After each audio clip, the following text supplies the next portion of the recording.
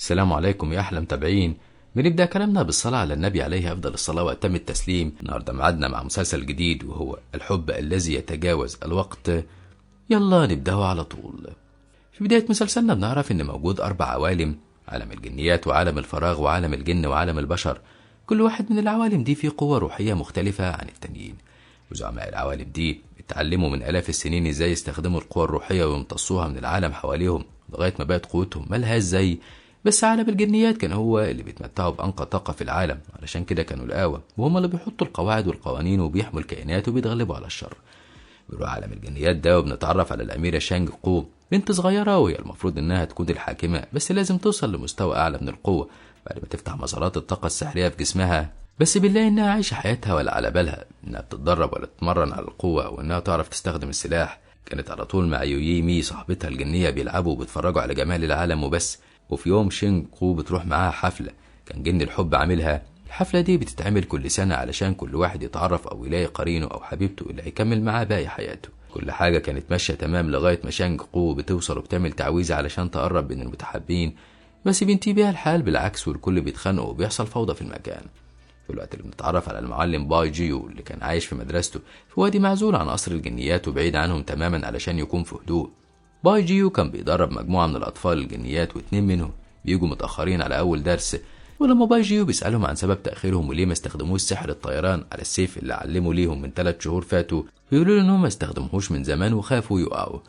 ساعتها باي جيو بياخدهم بره بيرموهم من فوق الجبل، وساعتها الولدين كانوا مجبرين انهم يستخدموا سحر الطيران على السيف علشان ما يقعوش ويموتوا، وباي جيو بيعاقبهم بانه بيخليهم يروحوا يتدربوا وقت طويل. فجأة باي جيو بيتهاجم بقوة وضربات طاقة زي الرصاص من كل اتجاه، بيتفاداها بسرعة وبيظهر الشخص اللي كان بيهاجمه من جديد وبيتقاتل معاه قدام تلامذته. مرة واحدة بيضربه بكرباج البرق وكان هيصيب باي جيو، بس بنتفاجئ بقوة ومهارة باي جيو المميزة لما بيظهر الرمح السحري بتاعه وبيتغلب بيه عليه من غير ما يتأثر ولا يرمش له جفن بكل ثبات وثقة، مع ان الكرباج بيتفرع كتير وبيعمل حاجز حوالين باي جيو زي شبكة العنكبوت. باي جيو ضربة واحدة من الرمح بتاعه كان كسر سلاح الشخص ده وبيطارده في الجو لغاية ما بيضربه وبيقع على الأرض. ساعتها بنعرف بقى ان ده مش اي حد، ده صديقه القديم بيجي من كام الف سنة كده اسمه تيان تشي، بيكون واحد من المعلمين الروحيين ال3 اللي بيحكموا عالم الجنيات. هو باي جيو واحد تاني.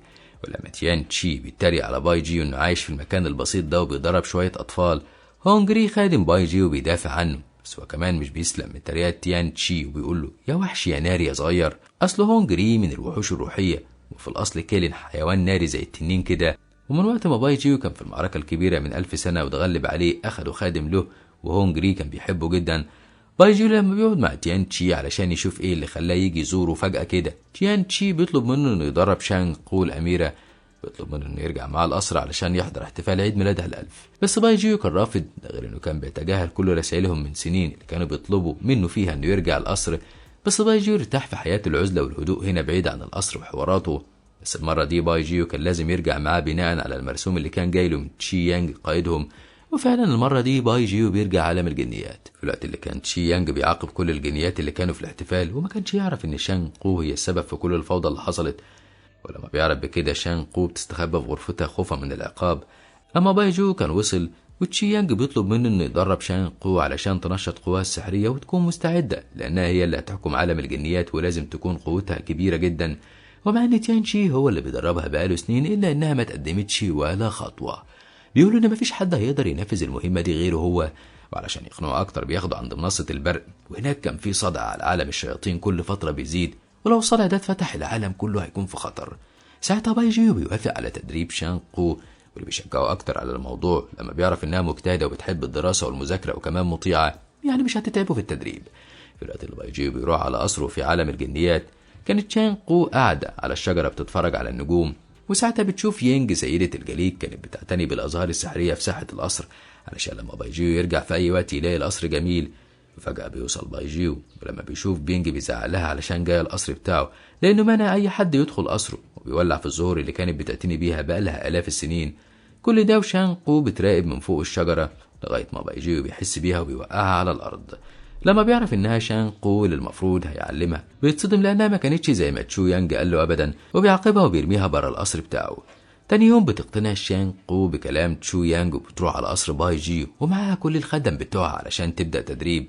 بس باي جيو بيرفض كل ده طبعا، ومش بيبدأ تدريبها غير لما تتعامل على إنها بنت عادية وتنسى خالص إنها أميرة.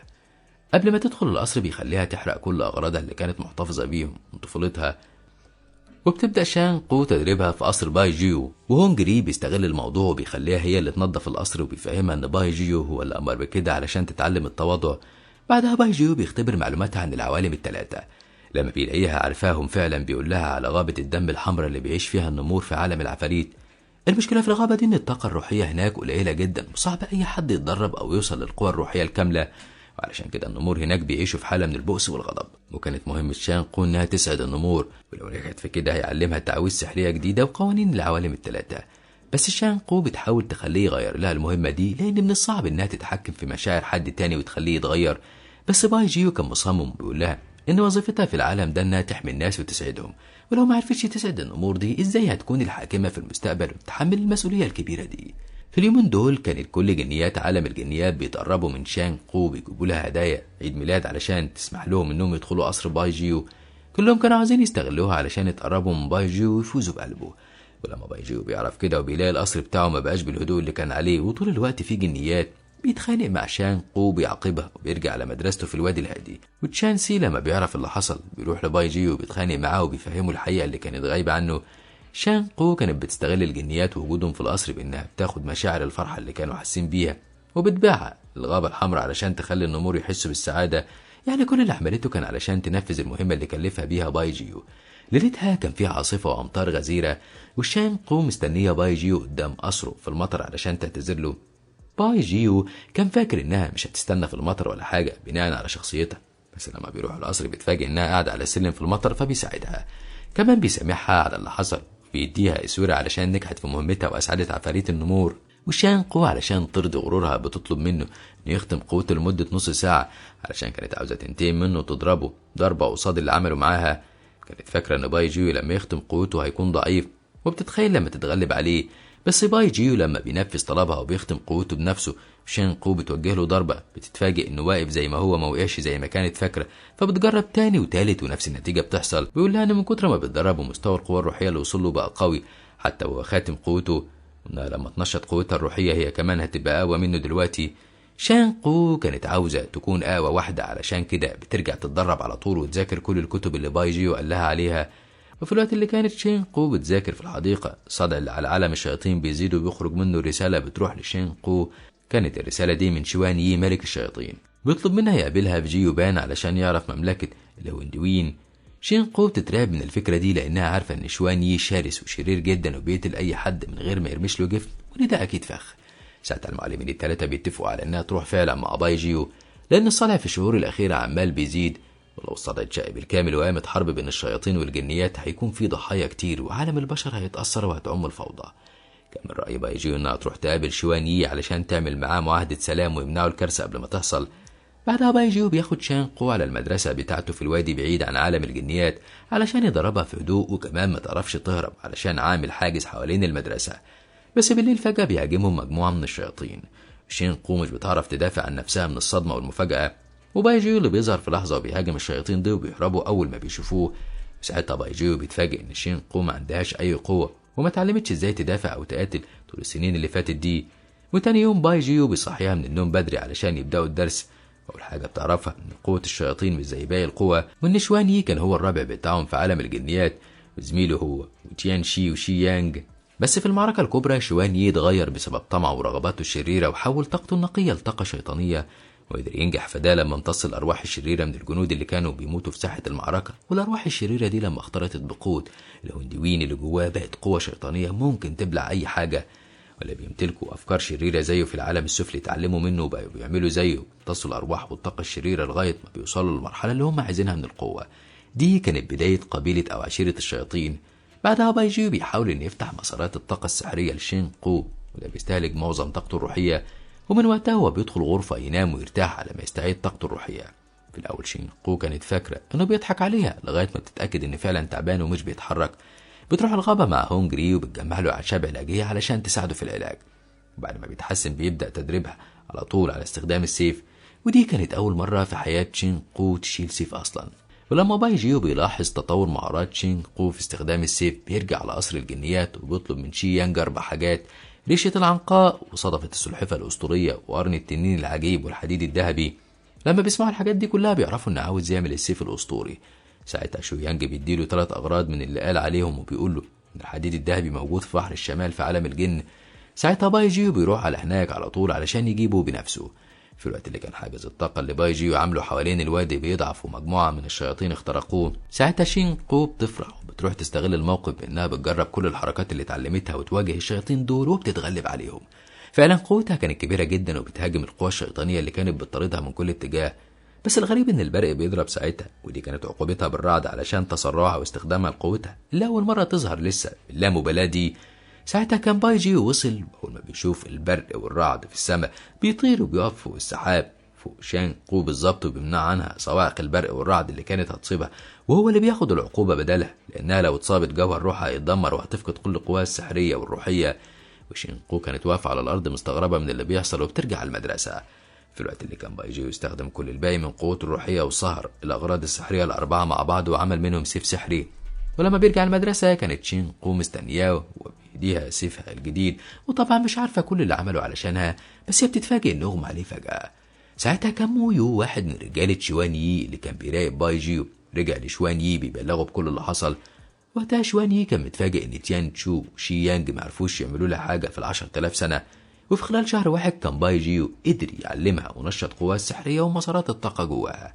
كل ده بيزود فضول شوان يي وكان عاوز يقابلها بأي طريقة. شين قو بقى بتتفاجئ من هونجري لما بتعرف ان باي جيو لما صار لها السيف السحري خسر كتير من سنين عمره لان قوته مختلفة عن قوتها، غير انه اصلا هو اللي اخد عقوبة البرق بدلها علشان يحميها.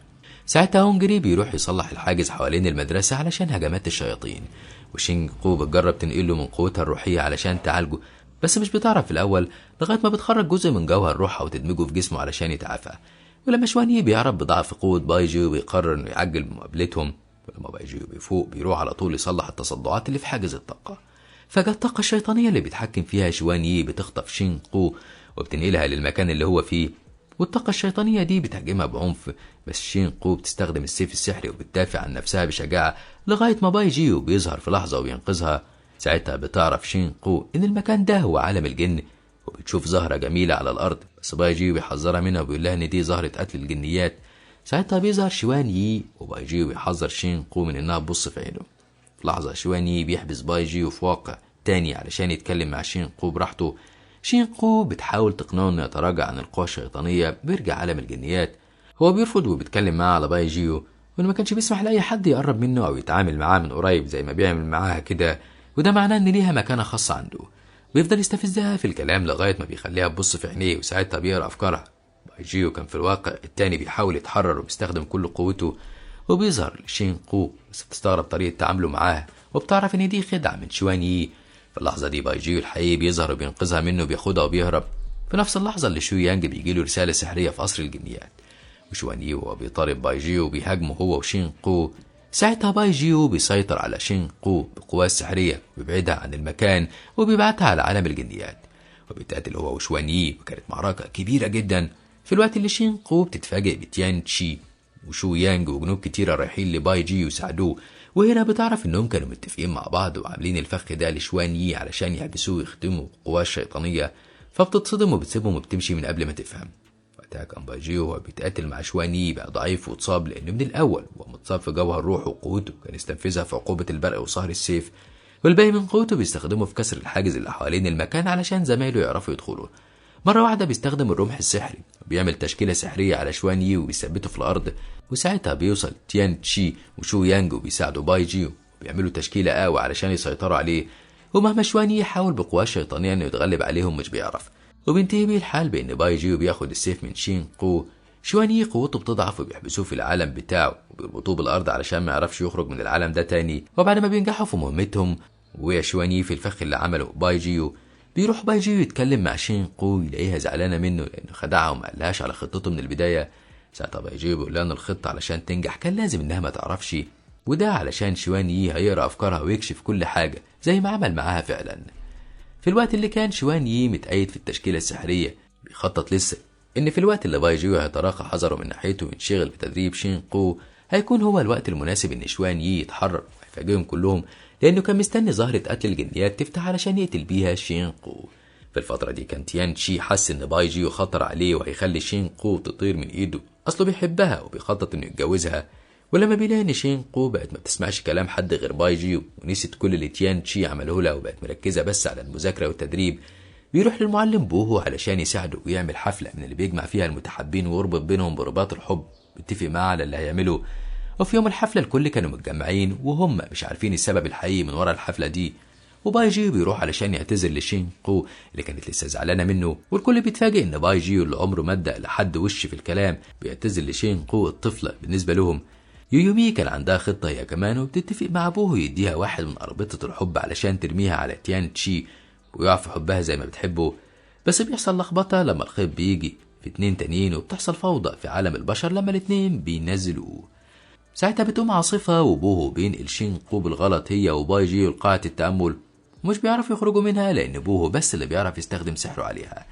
ولما باي جيو بيقعد يتأمل شينقو بتشوف بلورات ذكرياته وماضيه طافية حواليه، بتستغل الفرصة وبتشوف ماضيه كله وبتعرف انه لما كان طفل صغير وبيتدرب مع المعلم بتاعه أجبر المعلم بتاعه انه يتقاتل مع وحش زي التنين كده، وأجبره انه يقتله اللي هو اللي هيموت. وباي جيو ما كانش قدامه غير انه يستخدم قوته السحرية والتدريبات اللي اتعلمها ويقتل الوحش.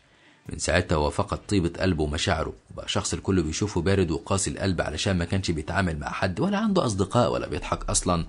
ساعتها شينقو بتحس بالضعف لأن قواها كانت أضعف من إنها تشوف بلورات الذكريات والماضي، وكانت هتتصاب، بس باي جيو بيفوق في الوقت المناسب وينقذها. بعد ما باي جيو وشينقو بيخرجوا من قاعة التأمل أخيرا بالليل، شينقو بتروح معاها عند قمة الجبل أو المنصة الكبيرة اللي عليها الصدع بين العالمين.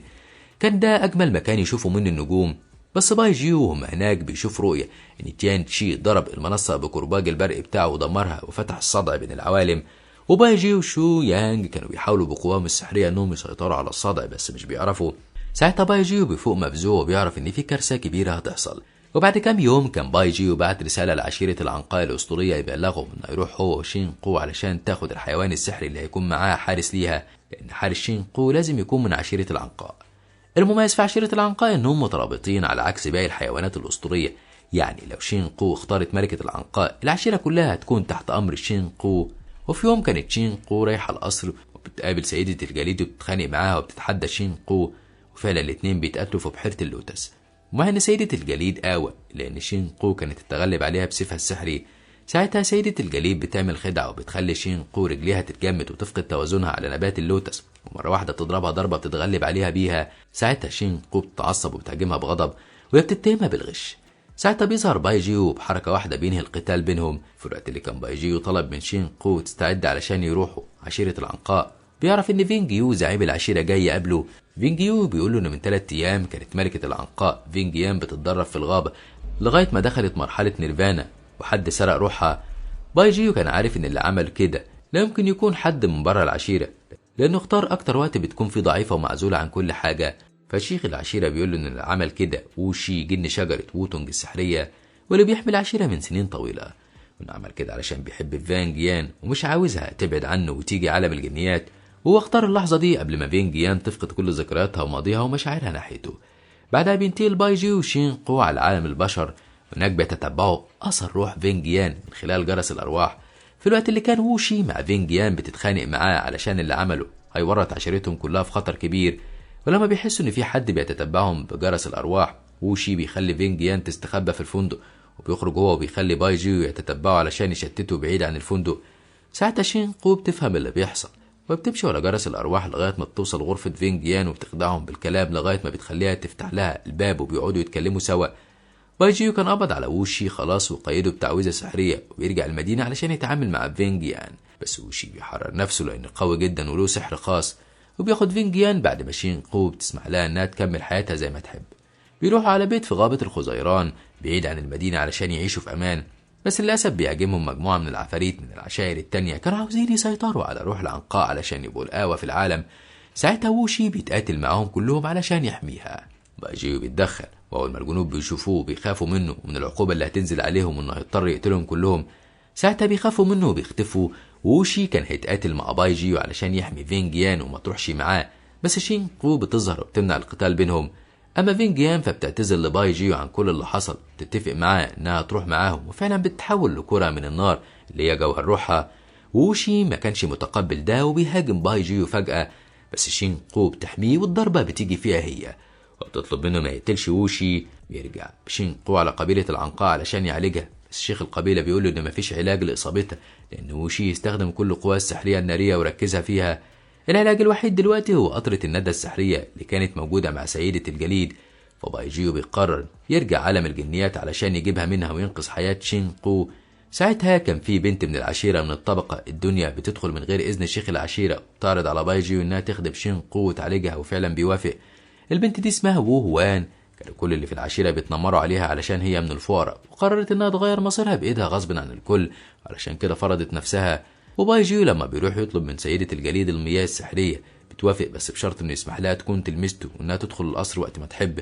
فعلا باي جيو بيوافق وبيرجع على طول يعالج شين قو. وتاني يوم كانت اتحسنت، ولما بتفوق بتعرف كل اللي حصل من وو هوان. بعدها لما بتيجي شين قو تختار الوحش السحري من عشيرة العنقاء، فاجئ الكل وبتختار وو هوان، وبتغير كل مبادئ العشيرة وبتخلي فيه مساواة بين الكل، مش مهم نسبه قد ما مهم نيته وشجاعتها وطهارة قلبه. ولما بيرجعوا عالم الجنيات وشين قو بتتفاجئ بوجود سيدة الجليد في القصر بتتخانق معاها، وكانت هتتقاتل معاه لولا ان باي جيو منعها. وبيبدأ الدرس وباي جيو بيعلم الاتنين، بس كان في تحدي بينهم طول الوقت علشان يكسبوا تقديره. وفي الفترة دي بيلاحظ باي جيو ان الصدع بين العالمين بيزيد، وبيطلب من شو يانج يزود الحراسة على المنصة وقمة الجبل، وكان كل شوية بيروح يتأكد من الوضع بنفسه. وفي مرة بيروح جيوي يشوف شوان يي علشان يتأكد من سلامة الحاجز المحبوس جواه. كان كل شيء طبيعي وزي ما هو، حتى زهرة قتل الجنيات كانت زي ما هي لسه ما اتفتحتش. وبيحس باي جيو ان السر في الزهرة دي. فعلا شوان يي بيأكد له مخاوفه لما بيقوله ان الزهرة دي لما بتفتح هيخرج منها قوة لويندوين اللي مش هيقدر يستوعبها غيرهم هما التلاتة. وشين قو لما بتمتص القوة دي هتكون نهايتها. ساعتها باي جيو بيفتكر الرؤية اللي كان شافها، وبيقرر انه يعمل كل اللي عليه علشان يعلم شين قو في اسرع وقت علشان يغير مصيرها. وعلشان ينجح في ده بيقول لشين قو انها لازم تروح ارض جيوي علشان تتدرب لوحدها سنين طويلة.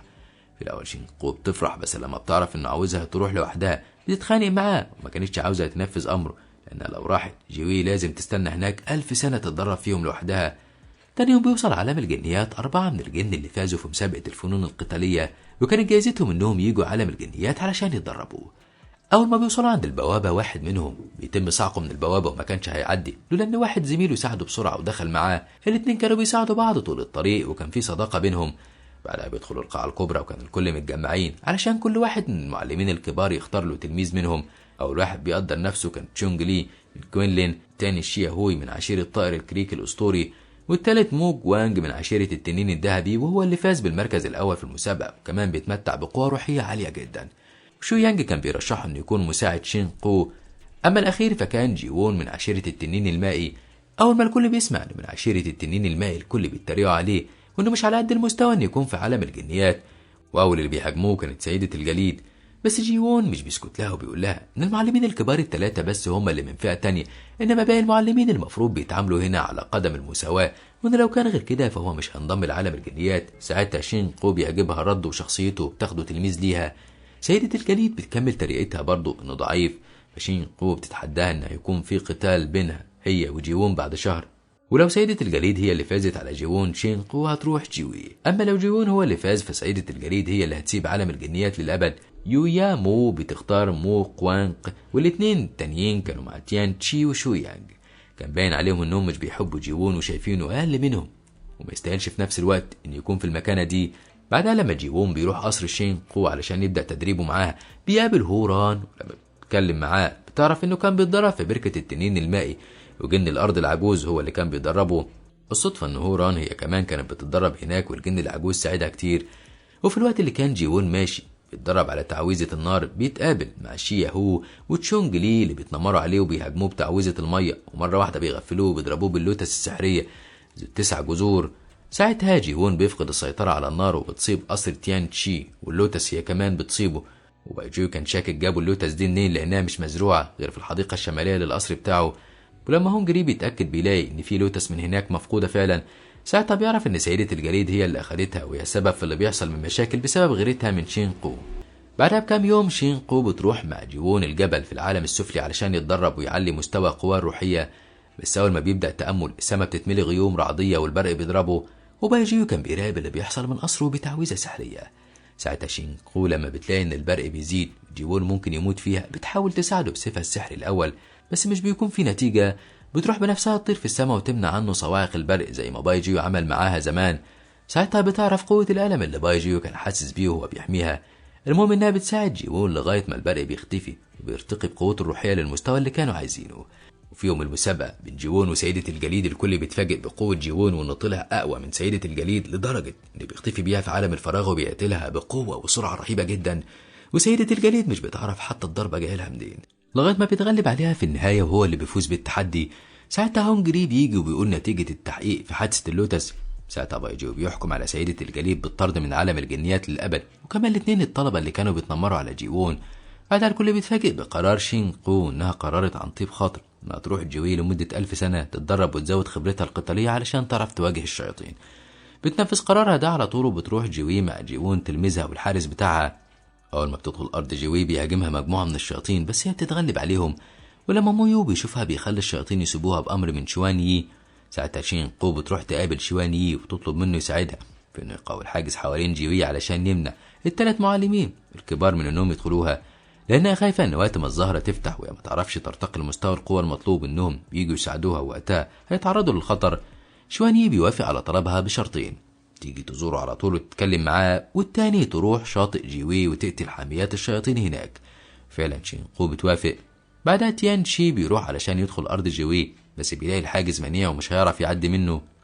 أما باي جيو علشان يطمن على شينكو بيعمل طقوس بتخليه يفصل روحه عن جسده، وبينتقل لجيوي في المكان اللي كانت شينكو بتتدرب فيه وبتمتص القوة الروحية. المشكلة إن لو شوان يعرف بكده هيهاجم باي جيو ويقتله، لأنه هيكون ضعيف وجوهر روحه بيتدمر بسهولة. بس هو كان على أتم استعداد، مش مهم عنده تضحيته على قد ما مهم إنه يطمن عليها. روح باي جيو كانت حوالين شينكو وهي مش حاسة ولا شايفة. في الوقت اللي كانت بتتأمل وتمتص القوى الروحية من المكان اللي حواليها بيهاجمها مجموعة كبيرة من الشياطين، بس شينكو بتقتلهم بقوة وبتتغلب على مجموعة منهم في الأول، بس لأنهم كانوا أقوياء جدا بيهاجموها تاني. شينكو بتتصاب وما كانتش قادرة تحمي نفسها. ساعتها باي جيو بيدعمها بجزء من طاقته وبيشيلها على ايد سحرية من الطاقة وهي بتقاتل الشياطين لغاية كمان ما بتغلب عليهم. بس شينكو كانت اتصابت وبتفتكر كلام باي جيو ودروسه إن جروحها دي هتخلي الشياطين يطردوها وقوتها الروحية تضعف، فكان لازم تلاقي أعشاب تعالجها في أسرع وقت. لما بتدور حواليها بتشوف فطر اسود كانت هتاكل منه، بس باي جيو بيتحكم في السيف وبيخليه يبعد عن الفطر ده لانه سام، وبيديلها الاعشاب اللي هتعالجها. واول ما بتاخدها وتنام باي جيو بيحرسها وبيحميها. وبتعدي سنين على شينكو وهي في ارض جيوي بتتدرب طول الوقت ومش عارفه ان روح باي جيو حواليها. كانت كل فتره بتروح لشوان يي وبتتدرب بتوجيهاته وبيعلمها كتير. بتمر 1000 سنه وكانوا في القصر بيستعدوا لرجوع شينكو. بس الغريب ان هوران خادمة شينكو اللي من عشيرة العنقاء لما بتعرف ان شينكو قدامها شهر بالكتير وترجع بتتغير وزي ما تكون مش فرحانة. عارفين السبب ايه؟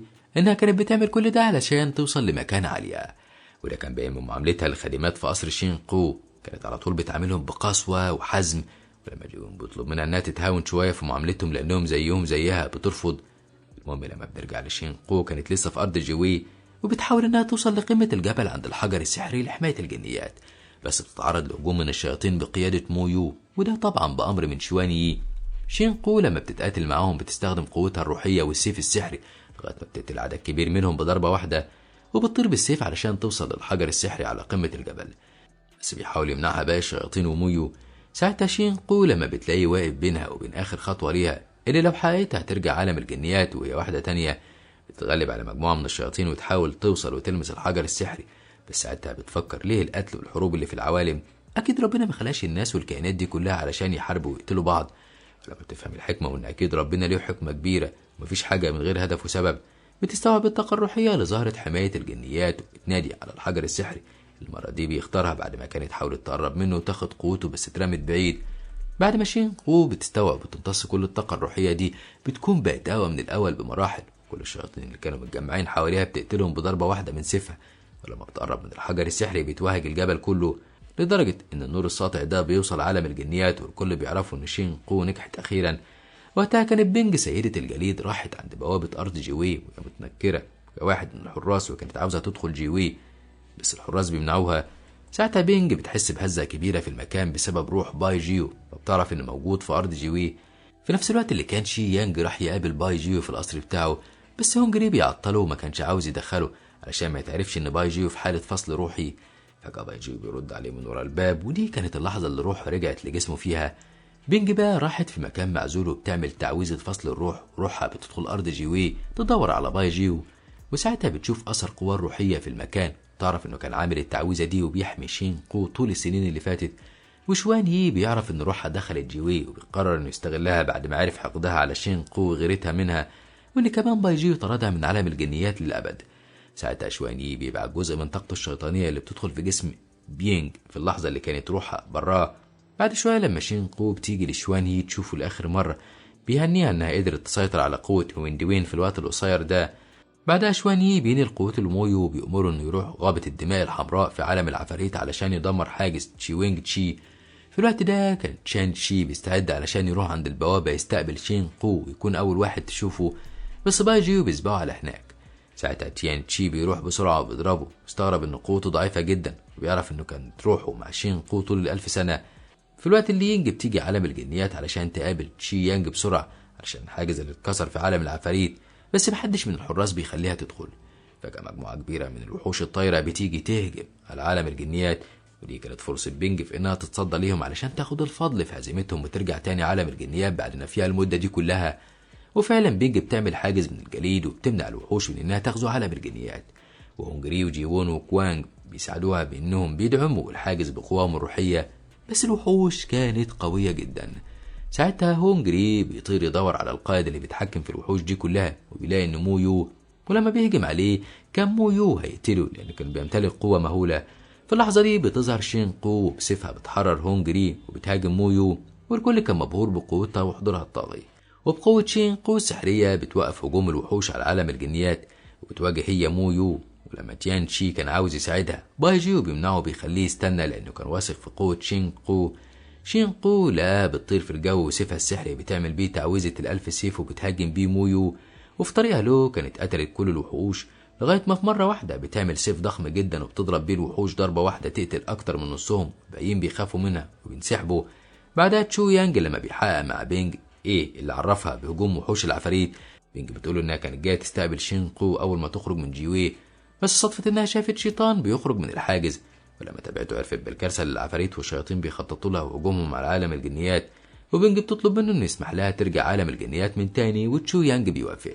بالليل كانت شين قو بتحكي للمعلمين الثلاثه اللي حصل لها في ال1000 سنه، ولما باي جيو بيجي راجع القصر بتاعه، بينج كانت عاوزه تكلمه بس هو بيطردها وبيرفض يقابلها وبيمنعها من انها تدخل القصر بتاعه ابدا. ساعتها بينج الحقد والغيرة من شين قو بتملأ قلبها لأنها اتأكدت إن باي جيو بيحبها. وتاني يوم شين قو عرفت من هونجري سبب ضعف باي جيو، إنه في ال1000 سنة كان بيستخدم تعويذة فصل الروح وكان موجود معاها في جيوي طول الوقت. بعدها شين قو بتنزل عالم العفاريت لما بتعرف إن الوحوش هربت من حاجز تشونج تشي، ولما بتلاقي إن الوضع خطير ومش هينفع تستخدم قوتها السحرية الجديدة زي ما عملت في عالم الجنيات، لأن لو استخدمت قوتها دي هتدمر عالم العفاريت كله. بتبعت واحد من المعلمين السحريين في عالم العفاريت يبلغ تشو يانج وتيان تشي علشان يتصرفوا، وعلشان تحمي الناس من الوحوش بتستخدم مهارات السيف اللي باي جيو علمها لها. اما تيان تشي بيروح عالم العفاريت علشان يتعامل هو ويشوف ايه السبب اللي خلى الوحوش يخترقوا حاجز الطاقة ويهاجموا عالم الجنيات والعوالم التانية. وبتنجح شين قو باي جيو في السيطرة على الوضع وقتل كل الوحوش اللي ظهرت. ولما بتلاقي باي جيو قوته الروحية ضعفت، بتنقله من قوتها الروحية مع انه كان رافض، بس هي صممت لانها عارفة ان سبب ضعفه ان روحه كانت بتحميها طول ال1000 سنة. ولما بتطمن ان كل شيء رجع لوضعه بترجع القصر. كان فاضل على ميعاد استلامها للتاج وعرش مملكة الجنيات 3 ايام بس، في الوقت اللي تيان تشي كان عند الحاجز اللي بين العوالم وبيعرف حاجة مهمة وخطيرة جدا، يقرر ان يخليها سر وما يقولهاش لشين قو واصحابه. تسي هان الخادم بتاعه بس اللي كان معاه وعارف، كان بيحاول يقنعه انه يبلغ باللي عرفه، بس تيان تشي بيرفض وبيقول انه لازم يعمل كده علشان يحمي شين قو. ينج بقى كانت بتحاول تتخلص من الطاقة الشيطانية اللي جواها بس مش بتعرف، ومويو بيقول لها ان شوان يي بيأمرها انها تكون عينه وقت استلام شين قو التاج وريشة الحكم. وفي يوم الاحتفال كانوا كل العشائر من العوالم الثلاثة موجودين، واولهم عشيرة العنقاء. كان الكل مشغولين في الاحتفال. اما تسيهان بيروح عند قاعة الاسلحة السحرية في الجناح المخفي. الحراس ما كانوش راضيين يخلوه يدخل في الاول ومش بيعرف يتخطى حاجز الطاقة، بس لما الحراس بيعرفوا ان تيان تشي هو اللي بعته بيشيلوا الحاجز وبيطالبوه برسالة او الامر الشخصي، ساعتها تسي هان بيضرب الحراس وبيفقدهم الوعي وبيدخل القاعة بسرعة يدور على حاجة. في الأول ما كانش عارف يلاقيها، فبيعمل تعويذة سحرية بتدله على مكانها وبياخد الصندوق وبيخرج بسرعة. مويو كان موجود ساعتها وبيدخل وراه القاعة علشان يعرف السر. وبعد ما بيخرج تشي هان، مويو كان قتل واحد من الحراس في الوقت اللي كانت شينقو طلعت عند الحجر السحري على قمة الجبل علشان تستلم التاج. وأول ما بتبدأ الطقوس المعلمين الثلاثة بيستخدموا قواهم الروحية في استخراج التاج السحري، وكانت خلاص شينقو هتستلمه. تيان تشي بيطير وبياخده هو قبلها. ساعتها الكل كانوا مصدومين ومش عارفين السبب في اللي عمله ده. شواني كان شايف اللي بيحصل من خلال عيون يينج، بيتعصب وبيغضب جدا ان تيان تشي بوظ له الخطة بتاعته اللي ما صدق انها تنفذ خلاص بعد كل السنين دي. وتيان تشي بيرفض انه يرجع لشينقو الريشة او التاج السحري واللي يعتبر ختم عالم الجنيات وما ينفعش يملكه غير ملكة عالم الجنيات وبس. ولما بيهرب تيان تشي، شينقو بتطارده وبتحاول تمنعه وبترجعه عن اللي بيعمله، بس هو بيرفض انه يرجع لها الريشة وبيفهمها ان لو رجع هيقتلوه عقابا لجريمته. في الوقت اللي كان تسي هان مع صوت البرق بيضرب بيه باي جيو وهونجري وبيهرب، وطبعا باي جيو علشان قوته الروحية ضعيفة بيتأثر بالضربة ومش بيعرف يطارده. شواني بيعاقب مويو علشان الخطة باظت وشينقو ما بقتش هي الملكة زي ما كان عاوز. بعدها بكام يوم من الفوضى اللي حصلت في عالم الجنيات دي، كانت يينج بتحاول انها تسلط هوران العنقاء المزيفة على شينقو. بتقول لها ان شينقو هترجع عشيرة العنقاء وتجيب معاها ملكة العنقاء القوية، وساعتها هوران مش هيكون ليها لازمة. بس شينقو كانت راحت عشيرة العنقاء علشان تجيب علاج روحي لباي جيو يعالج جوهر روحه المصاب.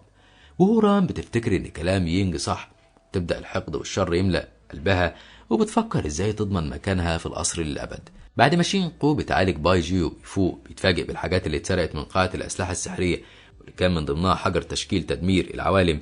وده حجر سحري له قوة مهولة، ولو اتعمل بيه التشكيل السحري هيدمر العوالم الثلاثة بكل اللي فيها. وعلشان شينقو تلحق تيان تشي قبل ما يعمل التشكيل المدمر، بتروح له عالم العفاريت تقنعه بانه يتراجع عن اللي عاوز يعمله. بس تيان تشي بيصدمها وبيهاجمها لغاية ما بيجرحها في ايديها علشان يأكد لها انها مش فارقة عنده، وبيقنعها انه مش بيحبها ولا حاجة زي ما كانت فاكرة، وانه كان بيعملها بالشكل ده طول عمرها علشان بيستني اللحظة اللي هتستلم فيها الريشة السحرية ويقدر وقتها يسرقها منها.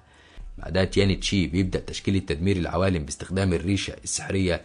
المشكلة في التشكيلة دي إنها لما هتبدأ هتمتص الطاقة الروحية من كل الكائنات اللي موجودة في العالم، بس ما كانش هيبدأ قبل 24 ساعة.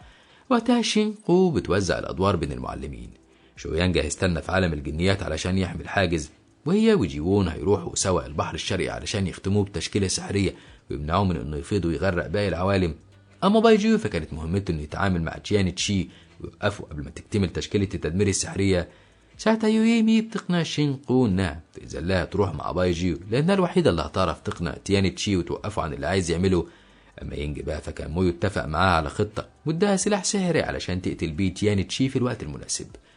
ينج بتاخد منه السلاح السحري وبتروح تاني يوم تقعد مع هوران وتوسوس لها انها هي لو راحت معاهم المعركة وقدرت تقتل تيان تشي فهتفوز بالفضل والتقدير وتحتفظ بمكانها في القصر للأبد. ساعتها هوران بتوافق وبتاخد منها السلاح. تاني يوم بيروحوا على عالم العفاريت، كان جيش كبير من عالم الجنيات وهوران بتنكر كواحدة من الجنود.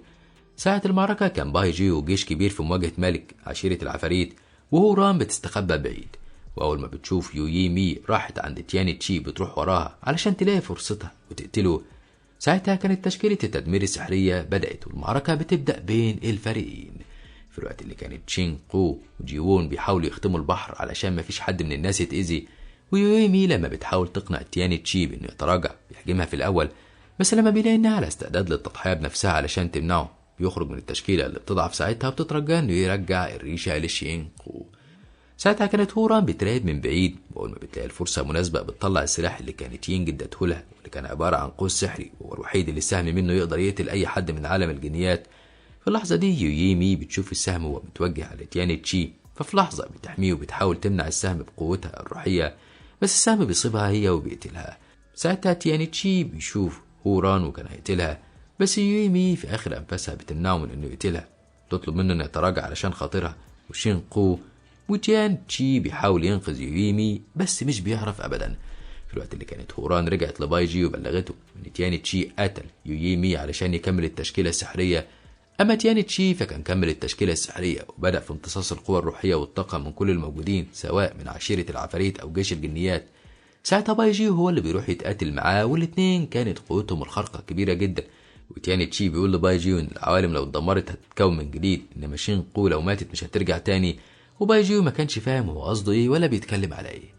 في الوقت اللي كان تيان تشي بيكمل التشكيله السحريه، كان باي جيو ضربه بالرمح السحري ضربه بيقتله بيها. ساعتها تيان تشي بيقول له انه هيندم لما يفهم السبب الحقيقي، بس هيكون بعد فوات الاوان. وبيسترد باي جيو الريشه السحريه وتشكيله تدمير العوالم بتتكسر والكل بيرجعوا على عالم الجنيات. بعدها بكام يوم كان باي جيو معاه صوت البرق بتاع تيان تشي، فبيفتكر الرؤية اللي كان شافها من فترة لتيان تشي وشين قو عند المنصة. وعشان باي جيو يعرف السر اللي كان تيان تشي مخبيه، يروح القاعة السرية للمعلم بوهو واللي فيها ذكريات الكل. ساعتها بيدخل ماضي تيان تشي ويشوفه في عالم العفاريت لما اكتشف ان الحاجز اتدمر لوحده لان كارثة الهوين دوين قربت. فبيروح بعدها عند المنصة وبيستخدم حجر الإجابة السحري علشان يعرف ايه هي الكارثة اللي هتحصل. بيعرف ان كارثة الهوندوين هتحصل لما عالم الجنيات يتدمر، ويكون لازم على الملكة انها تضحي بنفسها علشان تنقذ الناس والا العالم كله هيتدمر. طبعا باي جيو اول ما بيعرف ده بيتصدم وبيحس بندم عمره. اول حاجة انه قتل صاحب عمره واخوه، التاني ان هو اللي ساعد وشجع شين قو انها تنشط قوتها الروحية السحرية وبقت الملكة، وكده هتموت لا محالة كتضحية لباقي العوالم. وده اللي خلى تيان تشي يسرق الريشة السحرية لتولي الحكم من شين قو علشان يحميها من انها تموت بدل الناس. وقتها باي جيو بيروح لشين قو في الوقت المناسب لانها كانت بتستوعب قوة الريشة السحرية، فبياخدها منها في لحظة قبل ما تكمل. في الوقت اللي كان مويو هاجم المنصة والحجر السحري وتسبب في كشف نبوة كارثة الهوندوين. بيبدأ عالم الجنيات يتدمر ومحدش كان عارف يسيطر على أي حاجة وقوتهم الروحية نافعة، لغاية ما بيتفاجئوا بشين قو جات وبتقول لهم إنها تحمي مستقبلهم زي ما كانوا بيحموها زمان، وبتكمل استيعاب قوة الريشة السحرية مع إنها عارفة إنها تضحي بنفسها وتموت. مويو ساعتها بيبلغ اللي بيحصل لشوان يي اللي كان بدأ يتحرر والحاجز المحبوس فيه كان بيضعف. وباي جيو بيحاول إنه يروح يمنع شين قو، بس الحاجز اللي عملته حوالين مدرسته كان قوي جدا، مش بيعرف يخترقه غير لما بيستخدم جوهر الروح على الرمح السحري. وعلى المنصة كان الكل بيحاولوا يحموا شين قو بقواهم الروحية على ما تستوعب كل قوة الريشة السحرية، ولما بتنجح بتبدأ روحها تتلاشى وتموت وسط صواعق البرق. باي جيو بتوصل في آخر لحظة، بس هي بتعمل حاجز بينها وبينه وبتحميه، ولما شين قو بتضحي بنفسها وبتقبل موتها روحها بتتلاشى. بس آخر قواه الروحية باي جيو بيحبسها في الأسورة اللي كانت اداها هدية وبياخدها تاني. ساعتها باي جيو كان منهار وبيركز كل قواه الروحية في الأسورة لغاية ما كان خلاص هيموت. بعدها بفترة باي جيو بيفوق في القصر بتاعه وكان في حالة سيئة جدا، بس ما كانش هو نفسه باي جيو المعروف عنه البرود والقسوة وانعدام المشاعر. كان شايف شين قو في كل مكان حواليه. في الوقت اللي كان شوان يي بيكمل خطته وبيهرب من جويه، وقتها بيعرف ان شوان يي كان بيخطط لموت شين قو من زمان علشان يسيطر هو على عالم الجنيات. فجأة الكل بيلاقوه هاجم عالم الجنيات ومعاه جيشه من الشياطين والوحوش، وبتقوم بينهم معركة كبيرة جدا. وباي جيو بما انه سيد الحرب بيقاتل شوان يي وبيحاول يقتله بالرمح السحري، بس قوة شوان يي كانت كبيرة جدا ومش بيقدر حتى يجرحه. وقتها كل اللي من عالم الجنيات بينقلوا قواهم الروحية والسحرية لباي جيو علشان هو الوحيد اللي هيعرف يتغلب عليه. بينج بقى بيتقاتل مع مويو مع انها كانت في صفه، بس لما بتلاقي ان باي جيو في خطر قررت تضحي بنفسها علشان تحميه، وعشان تقتله بتستخدم كل جوهر روحها وبترميه بتعويذة الجليد تجمده وبتقضي عليه. في الوقت اللي كان شوان يي بيستخدم القوس السحري قاتل الجنيات علشان يقتل بيه باي جيو، وفي اللحظة اللي بيرمي فيها السهم هونج ري بيحمي باي جيو وبيبعد السهم عنه. ساعتها باي جيو بيركز قوته الروحية في الرمح وبيهاجم شوان يي، وكل أتباعه وتلامذة باي جيو بيتحولوا قواهم الروحية بيعملوا سهم من الطاقة باي جيو بيستخدمه في القوس السحري وبيقتل بيه شوان يي. ولما باي جيو بيوعى بيشوف كل ذكرياته مع أصحابه شين قو. في المعركة دي مات كتير من عالم الجنيات. بعد عالم الجنيات يعتبر انتهى بعد موت كتير من المعلمين الكبار، ومبقاش دلوقتي غير عالم البشر والعفاريت والجن، والتلاتة بينهم حروب وصراعات ملهاش آخر. استمرت الحرب بين التلات عوالم 60,000 سنة بسبب ان مفيش ولا عالم من التلاتة كان له زعيم او ملك. وبعد السنين دي كلها بنتفاجئ ان هوران بقت هي الملكة واتجوزت قونج اللي بقى ملك عالم الجنيات او الباقي منه. هوران كانت في الاول متجوزة جيوون بس انفصلت عنه، وفي يوم زفافها قونج بيظهر مع جيوون ومع بيضة التنين اللي فيها بنته هوتشي، وبيخلي واحد من المعلمين يتأكد من قواها الروحية، وبيكشف للكل انها هي الملكة لانها بتملك اكبر قوة روحية في عالم الجنيات. بعدها بيختفي جيوون. بعدها بفترة بنشوف هوتشي واللي كانت هي نفسها شين قو اتجسدت من جديد. كانت بتتدرب وزعلانة ان قوتها الروحية ضعيفة بالرغم من انها بتتمرن وقت طويل، ولما بتروح اختبار القوة الروحية بتتفاجئ ان قوتها زادت وبتتحكم في الاشياء عن بعد. بس الغريب بالنسبة لها ان قوتها دي كانت بتظهر بس لما تكون قريبة من الينبوع الروحي. الحالة 7 وبنلاقي هوتشي راحت القاعة بتاعت معلمها يوشي وان واللي سافر من سنين طويلة ووعدها انه هيرجع تاني، بس هوتشي ما كانتش عارفة سبب تأخيره وليه اختفى. وبتفتكر لما كان موجود معاها وبيدربها واداها الأسورة السحرية قبل ما يسافر، يوشي وان كان على طول لابس قناع على وشه، فهوتشي ما كانتش تعرف شكله الحقيقي. الغريب بقى ان يوشي وان هو نفسه باي جيو، والأسورة اللي اداها لهوتشي هي نفس الأسورة بتاعت شينقو اللي فيها قواه الروحية. في الفترة دي كانت هوران بقى عندها بنت تانية اسمها تشاو آر، كانت مغرورة ومتدلعة وبتعامل الكل بتعالي وقسوة. كانوا وقتها بيحضروا الاحتفال كبير علشان سيد البحر الشمالي جاي المملكة، وهوتشي كانت استخدمت تعويذة الطيران وراحت تدور على يو شيوان، بس طاقتها بتخلص ومش بتعرف تستخدمها تاني، فبتستخدم تعويذة التسريع علشان ترجع القصر. بس ساعتها بيحصل لها مشكلة وطاقتها الروحية علشان ضعيفة مش بتعرف تكمل للقصر، وبتقع في حديقة قصر تشو آر. في الوقت اللي كانت تشو آر هناك مع أمير بحر الشمال شينج مو، واللي بيكون هو نفسه باي جيو ويو شيوان. ولما هوتشي بتشوفه من بعيد طبعا مش بتعرفه لأن عمرها ما شافت ملامح يو شيوان أصلا، بس شينج مو لما بيشوفها بيتعرف عليها وبيحس إنه شافها قبل كده. الغريب إنها كانت هي اللي بيشوفها في أحلامه. بيجري وراها علشان يعرف هي مين، بس هي بتتجاهله وبتمشي، بس بيشوف الأسورة اللي معاها واللي كانت مطابقة تماما لأسورته. في الوقت اللي بيحصل المشكلة بين فينج آر معلمة هوتشي والأميرة تشو آر، وبيتهموا فينج آر إنها متواطئة مع قبيلة العفاريت وتسببت في إصابة واحد من التلاميذ. ساعتها فينج آر بتتقاتل مع تسي يوان وكانت هتتغلب عليه، بس تشو آر بتتدخل وبتضرب فينج ران بالمروحة السحرية وبتصيبها، وتسي يوان هو اللي بيفوز. وقتها كانت هوتشي بره القاعة وبتعرف إن فينج ران في مشكلة كبيرة. ساعتها بتركز قوها الروحية في الأسورة السحرية زي ما يوشي وان كان قايل لها تعمل كل ما تحس بخطر. وأول ما بتعمل كده بتتحول لشينقو، بتطير فوق السحاب، وقواها الروحية الكبيرة اللي ظهرت فجأة الكل بيحسوا بيها وبيعرفوا قد إيه قوتها. وفي اللحظة اللي تسي يون كان هيضرب فينج ران تاني، بتدخل هوتشي في هيئة شينقو بقوتها الروحية الكبيرة. أول ما بتدخل باي جيو بيحس إنه شافها قبل كده، وبيشوف لمحة من الماضي لما كانت شينقو بنفس هيئتها دي وما كانت رايحة تستلم الريشة السحرية. قبل اليوم ده ما كانش حد يعرف مين هوتشي، ودي كانت أول مرة يشوفوها فيها. كانت قوتها الروحية أكبر بكتير من اللي بيقول عليه، وبتعاقب تسي يوان وبتثبته في الأرض ومحدش بيعرف يكسر التعويذة دي من عليه أبدا. ولما بتنتهي لهوتشي ومعاها فينج ران من القصر، شينج مو بيروح وراهم علشان يعرف هي مين فعلا، بس فجأة بتتحول لشكلها الأصلي وبتختفي من قدامه. تشو آر لما بتيجي تكسر التعويذة من على تسي يون بتعاقب بصواعق البرق والرعد، وفين وفين على ما بيعرفوا يحرروه. هوتشي بقى كانت ماشية في الغابة لما بتتفاجئ إنها سمع صوت سيف سحري قريب. الغريب إنها لما بتمشي في اتجاه الصوت بتعبر حاجز من الطاقة وفجأة بتختفي. والمكان اللي دخلته ده كان مقبرة السيوف السحرية للمعلمين الكبار من عالم الجنيات. فجأة بيظهر السيف اللي كان باي جيو سهره من المواد السحرية الأسطورية بقوته الروحية لشينقو زمان. السيف أول ما هوتشي بتدخل بيتعرف عليها وبيرجع مكانه تاني. في اللحظة دي بيظهر شينج مو، بس بتتخانق معاه علشان بيطاردها، بس شينج مو بيقول لها إن هو وهي بس اللي قدروا يسمعوا صوت السيف ويشوفوا المقبرة ويدخلوها. هوتشي بتتجاهله وبتسيبه وبتمشي. بعدها بتلاقي بيت الخزيران، واللي هو في الأصل مدرسة باي جيو زمان والمكان اللي كان عايش فيه بهدوء. ولما بتدخل هي وفينج آر البيت مش بيلاقوا أي أثر لأي حد كان عايش فيه زمان، بس بتلاقي المروحة السحرية بتاعة تيانتشي. بياخدوها ويروحوا على عالم العفاريت علشان يسألوا ملك العفاريت عنها، لأنها شكت إن يو شيوان هو نفسه ملك العفاريت. ساعتها كان شينج مو بيراقبهم وعرفوا رايحين فين. وفي الوقت اللي بيوصلوا فيه عالم العفاريت، شينج مو بيحاول إنه يقرب ويتكلم مع هوتشي، بس فينج آر بتتقاتل معاه، وبالصدفة بيقع حجر من الجبل على هوتشي. بيطير شينج مو ناحيتها وبينقذ حياتها، ومرة واحدة بيمسك ايدها وبيطير بيها ناحية حاجز الطاقة، وبيطير وسط السحاب لغاية ما بيوصل لسحابة غابة الدماء الحمراء. ولما هوتشي بتصمم انها تمشي لوحدها بتهاجمها اغصان سحرية وكانت هتقتلها لولا ان شينج مو انقذها في اخر لحظة.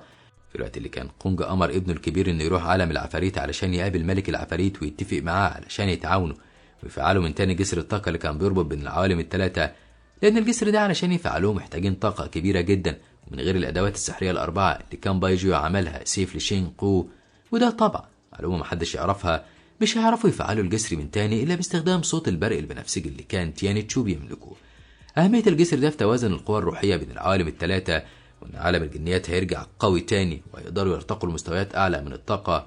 في نفس الوقت اللي كانت هوتشي راحت مدينة في عالم العفاريت تسأل عن يو شيوان، واحد بيدلها إنها تروح القصر وهتعرف عنه كل حاجة هناك. طول الوقت كان شينج مو ماشي ورا هوتشي مع إنها حذرته يبعد عنها، ولما بتروح القصر مش بتعرف تدخل من غير امر الدخول اللي كان لازم تشتريه بعدد كبير من خرزات القوى الروحيه، ولانها ما كانش معاها اي حاجه بتعمل تعويذه تمويه وتدي الحراس كيس مليان احجار على انه مليان بالخرز، وتاخد امر الدخول علشان تدخل القصر. بس الاثنين المسؤولين عن القصر بيمنعوها، وكان لازم انها تفوز في التحدي القتالي الاول، ودي قوانينهم. ساعتها هوتشي ما كانش قدامها غير انها توافق وتتقاتل مع واحد منهم، برغم قوتها الروحية الضعيفة لأنها قدرت تخرجه بره الحلبة وتفوز عليه. ساعتها زميله بيهاجمها علشان خدعتهم، وفي الوقت اللي كانت في خطر كبير شينج مو بيظهر وبيقتلهم وبيطفي النار البنفسجية في أبراج القصر. ساعتها بيسمحوا له هو وهوتشي إنهم يدخلوا القصر. المفاجأة بقى إن تيان تشي كان عايش لسه، هو ملك العفاريت، ولما بيسمع بالفوضى اللي على البوابة وبيشوف مين السبب فيها بيتفاجئ بشين قو وباي جي وإنهم رجعوا تاني. بعدها بشوية كان الأمير ابن كوانج وصل علشان يقابل ملك العفاريت، بس الملك بيرفض يقابله فبيروح يتمشى في المدينة وبيتقابل مع فينجران. بالصدفة وهوتشي وشينج مو كانوا في المدينة بيشوفوا واحد وواحدة بيتقاتلوا. كانت قوتهم الروحية كبيرة جدا. هوتشي لما بتعرف ان ده يبقى تسويو من قصر ملك العفاريت بتجيلها فكرة انها تستغله علشان تدخل القصر، وده كان لما شافت عفريت الثعلب اللي كانت معاه وخايف عليها جدا وبيحاول يحميها. بتعمل انها دكتورة وانها تقدر تعالجها لغاية ما تستعيد قوتها الروحية وترجع لهيئتها البشرية، وفعلا خطتها بتنجح وبتدخل القصر وبتساعد العفريت الثعلب في انها ترجع لشكلها البشري لما بتشكها بالإبرة، بس كان تحولها ده مؤقت لمدة 3 أيام. أما تيان تشيفا كان قاعد لوحده في مكان معزول في القصر بيفتكر ذكرياته مع يويي مي واليوم اللي كانت معاه في غابة الدماء الحمراء، وقابله سين جيان. كان ولد صغير ووقع ورجله اتكسرت، ويويي مي بتساعده وبتعالجه هي وتيان تشي. وشينج مو كان كل ما بينام بيشوف ذكريات باي جيو واليوم اللي ماتت فيه شين قو، وده أكبر دليل على إنه هو نفسه باي جيو. في الوقت اللي كانت هوتشي بتدور على طريقة تدخل بيها الجناح الممنوع في القصر بتتفاجئ بتيان تشي وراها، وطبعا هي مش فاكرة. بتسأله عن يو شيوان، ولما بتعرف منها وصفه بينكر انه يعرف، بس بيدلها على ينبوع القمر البنفسجي وانها لو راحت هناك هتلاقيه طالما بتحبه. بعدها بشوية كان جينج شاو راح يقابل واحد من الأمراء في القصر علشان يتفاوض معاهم بالأمر والمهمة اللي كونج بعته ليها، ومن حظه ان فينجران كانت معاه. معرفش يخلص منها بسبب خيط الروح اللي ربط بينهم وأيد ايديهم بالغلط. المشكلة انهم مش هيعرفوا يفكوه للأبد. فينجران كانت متخفية وشاو بيقول انها اخته لان في مشاكل قديمة بينها وبين عشيرة العفاريت ولو شافوها هيقتلوها. هوتشي لما بتروح الينبوع زي ما تيان تشي قال لها بتلاقيه هو اللي هناك، وبيتأكد من انها شين قو لما بيشوف الاسورة في ايديها. وقتها كانت عفريتة الثعلب اللي المفروض هوتشي تعالجها راحت الجناح اللي فيه شينج مو، وكانت ناوية على الشر، بس شينج مو بيهاجمها اول ما بيحس بالخطر وبيجرحها في ايديها، تعرف انه من الجنيات وبتجري تبلغ الامير. فعلا لما الامير بيعرف بيؤمر الحرس انهم يقلبوا عليهم القصر ويجيبوهم. وفينجران لما بتعرف بالورطة اللي هوتشي كانت فيها بتطلب المساعدة من صديقتها القديمة تشاو اللي كانت خطيبة الأمير السابقة، وبيروحوا هما التلاتة على القصر علشان يخرجوا هوتشي، بس بيحصل مشكلة مع الأمير وفينجران بتتقاتل معاه، وساعتها قوة الثعلب بتظهر وبتحميه من ضربة فينجران. في اللحظة دي بتظهر هوتشي وبتكشف الحقيقة وإن العفريت الثعلب بتخدعه من البداية وبتضحك عليه وإنها مش ضعيفة ولا حاجة. هنا بقى بيظهر سين جيان زعيم عشيرة العفاريت، وكان متضايق جدا من اقتحام فينجران وهوتشي للعشيرة. في الحقيقة كان تيان تشي هو اللي بيحرك سين جيان علشان يختبر قوة هوتشي وشينج مو، ولما سين جيان بيرفض ان فينجران تخرج من القصر شينج مو بيتحداه في قتال من 3 حركات، لو هو اللي فاز هيخرج من القصر ومعاه الكل. ساعتها هوتشي كانت خايفة على شينج مو خصوصا بعد ما بياخد ضربتين وبيتصاب، بتديله الاسورة السحرية بتاعتها. واول ما بيتقاتل مع سين جيان اللي بيستحضر قوة النمر الاسطوري شينج مو بيستخدم قوته الروحية وبيفعل الرمح الاسطوري وبيصيب سين جيان. ساعتها تيان تشي بيقول له يسيبهم يمشوا. في نفس الوقت اللي كان الرمح السحري لباي جيو اتنشط وظهر على الجبل في المكان اللي كان باي جيو بيتأمل فيه على طول. ولما واحد من تلامذة القصر بيحاول انه ياخده مش بيقدر، لان وحش الكليني الناري اللي هو في الاصل هونجري كان ظهر وبيحمل رمحه ومحدش بيقدر انه يقرب له. في الوقت ده دونجو بيروح يبلغ الملك كونج وبيقول له انه هو الوحيد بقوة التنين الذهبي اللي هيقدر يتغلب على هونجري ويستعيد الرمح السحري علشان يرجع الجسر الروحي بين العوالم الثلاثة تاني بقوته السحرية. تفتكروا ده هيحصل فعلا؟ وازاي هوتشي هتسترجع ذكريات حياتها السابقة وحبها لباي جيو؟ كل واحد منهم كان بيدور على نفسه وهويته الحقيقية، بس البداية كانت في قربهم من بعض. بعد ما كونج ملك عالم الجنيات عرف بظهور رمح القمر بتاع باي جيو فرح جدا وتفائل انه خلاص هيقدر ينشط الجسر الروحي بين العوالم من تاني. ساعتها كونج بيأمر دونج انه ينشر خبر مسابقة في العوالم الثلاثة، والشخص اللي هيقدر يستولى على السلاح وياخده من هونجري الرمح هيكون ملكه. وهوان بقى كانت واقفة بعيد وسمعت الخبر ده وكانت مصدومة من ان هونجري الكلين الناري لسه موجود وبيحرس الرمح، معنى كده ان باي جيو لسه عايش. اول ما الفكرة بس بتيجي في دماغها انه لسه عايش بتراب، لان دلوقتي اللي عملته من 60,000 سنة هيتكشف. بعد ما بقت الملكة ممكن ترجع تاني ولا حاجة، ولو اتعرف قتلها ليويمي كل شيء هيتغير. في الوقت اللي كان شينج مو وهوتشي راحوا جبل لياو يونج علشان يشوفوا الرمح السحري هيختار مين، وجيانج وفينجار بيروحوا للملك كونج علشان يفك الخيط الروحي اللي ربطهم ببعض بالصدفة. وقبل ما تبدأ المسابقة بين المنافسين اللي حضروا من العوالم الثلاثة، بتظهر تشاو ار ومعاها المظلة النارية السحرية، أقوى سلاح كانت أمها بتملكه، وادته لها هدية علشان تبقى أقوى من هوتشي. تشاو ار بتنمر على كل الموجودين وبتهاجمهم من غير سبب. ساعتها كان شينجمو رايح هناك هو وهوتشي اللي حولها لبنت صغيرة علشان محدش يتعرف عليها، بيوقفها في لحظة وبيرجع للناس قواهم الروحية اللي كانت امتصتها. ساعتها بيزعق لها علشان الامبراطور نفسه هو اللي سمح لهم ييجوا يتنافسوا على الرمح، يبقى هي ملهاش حق انها تهاجمهم بالشكل ده. وهوتشي لما بتشوف تشاو ار رايحة ناحية شينجمو وتكلمه، هوتشي بتجري عليها وتبعدها عنه وتتريق عليها وتهينها. ساعتها تشاو ار بتجبرها انها تعتذر لها، ولما هوتشي بتعمل كده البرق بيضرب تشاو ار 3 مرات، وهنا بتعرف ان هوتشي مش مجرد طفلة عادية. وقتها لما كونج بيشوف البرق بيروح يشوف ايه اللي بيحصل، ولما بيشوف هوتشي بيتفاجئ لانها كانت نسخة طبق الاصل من شينجمو معلمته القديمة، واللي بيخليه يستغرب اكتر انه بيشوفها مع شينجمو اللي هو كمان نسخة من باي جيو. وعلى عكس وو هوان، كان كونج فرحان ان باي جيو هيطلع عايش علشان يعرف يرجع عالم الجنيات لسابق عهده. في الوقت ده القوى الروحية للكلين الناري هونجري كانت بتنتشر زي الموج في الوادي، ولما كله بيروح عند الرمح وتشاو ار بتحاول تاخده، بيظهر الكلين الناري وبيهاجمهم وبيصيبهم بكرة نارية ترميها بعيد. يعني تشي وتسي هان كانوا بيراقبوا من بعيد، وفجأة الكلين بيسحب شينجمو بقواه الروحية ويقربوا من المنصة، وساعتها القوى الروحية للرمح بتتعرف عليه وتندمج في جسمه. ووتشي كانت عاوزة تساعد شينجمو لأن قوته الروحية أقل من الرمح ومش هيتحمل إنه يندمج معاه، أو ده اللي كانت فاكراه. ولما بتدرك إن فعلا باي جي وإن الرمح بتاعه اتعرف عليه واختاره، بنرجع في الأشباك من بعد كارثة الهويندوين وموت شينقو، بنعرف إن باي جي ظهر المكان ده وساب فيه الرمح السحري بتاعه وجزء من روح هونجري علشان يحرس الرمح لغاية ما يرجع تاني. باي جي كان وقتها رايح في مهمة للبحث عن روح شينقو، ومن وقتها والرمح اتختم بتعويذة سحرية بتخفيه. دلوقتي بقى كان شينجمو وبيندمج بقوة الرمح الروحية، كان شاف لمحات من الماضي وبيفوق على انه باي جي وبينادي على شينقو. ساعتها كل اللي كانوا موجودين وجايين يتنافسوا على رمح بيتقاتلوا وبيهجموا على شينجمو علشان ياخدوا الرمح قبل ما يتعرف عليه بالكامل. وتشاور لما بتهاجموا علشان تاخد الرمح هي كمان، ساعتها هونجري بيمنعها ويحاول يبعدها وبيتقاتل معاها، بس تشاور بتجرحه في رقبته بالمظلة النارية.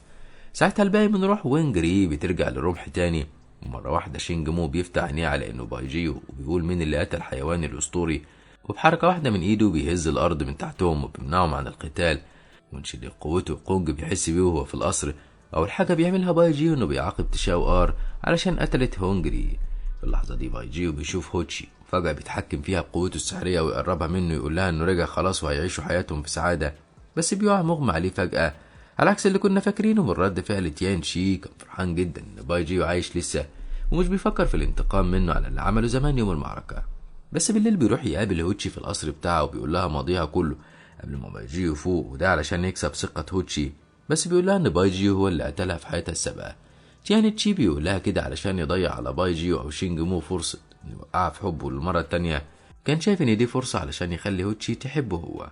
بعدها تيان تشي بيحاول ان يشيل الختم السحري من على قوتها الروحية، وده لما هوتشي بتطلب منه لان الختم اللي معمول على قواها ان وهي طفلة هو اللي بيمنعها من انها ترتقي لمستويات اعلى. تيان تشي بيحاول بس مش بيعرف.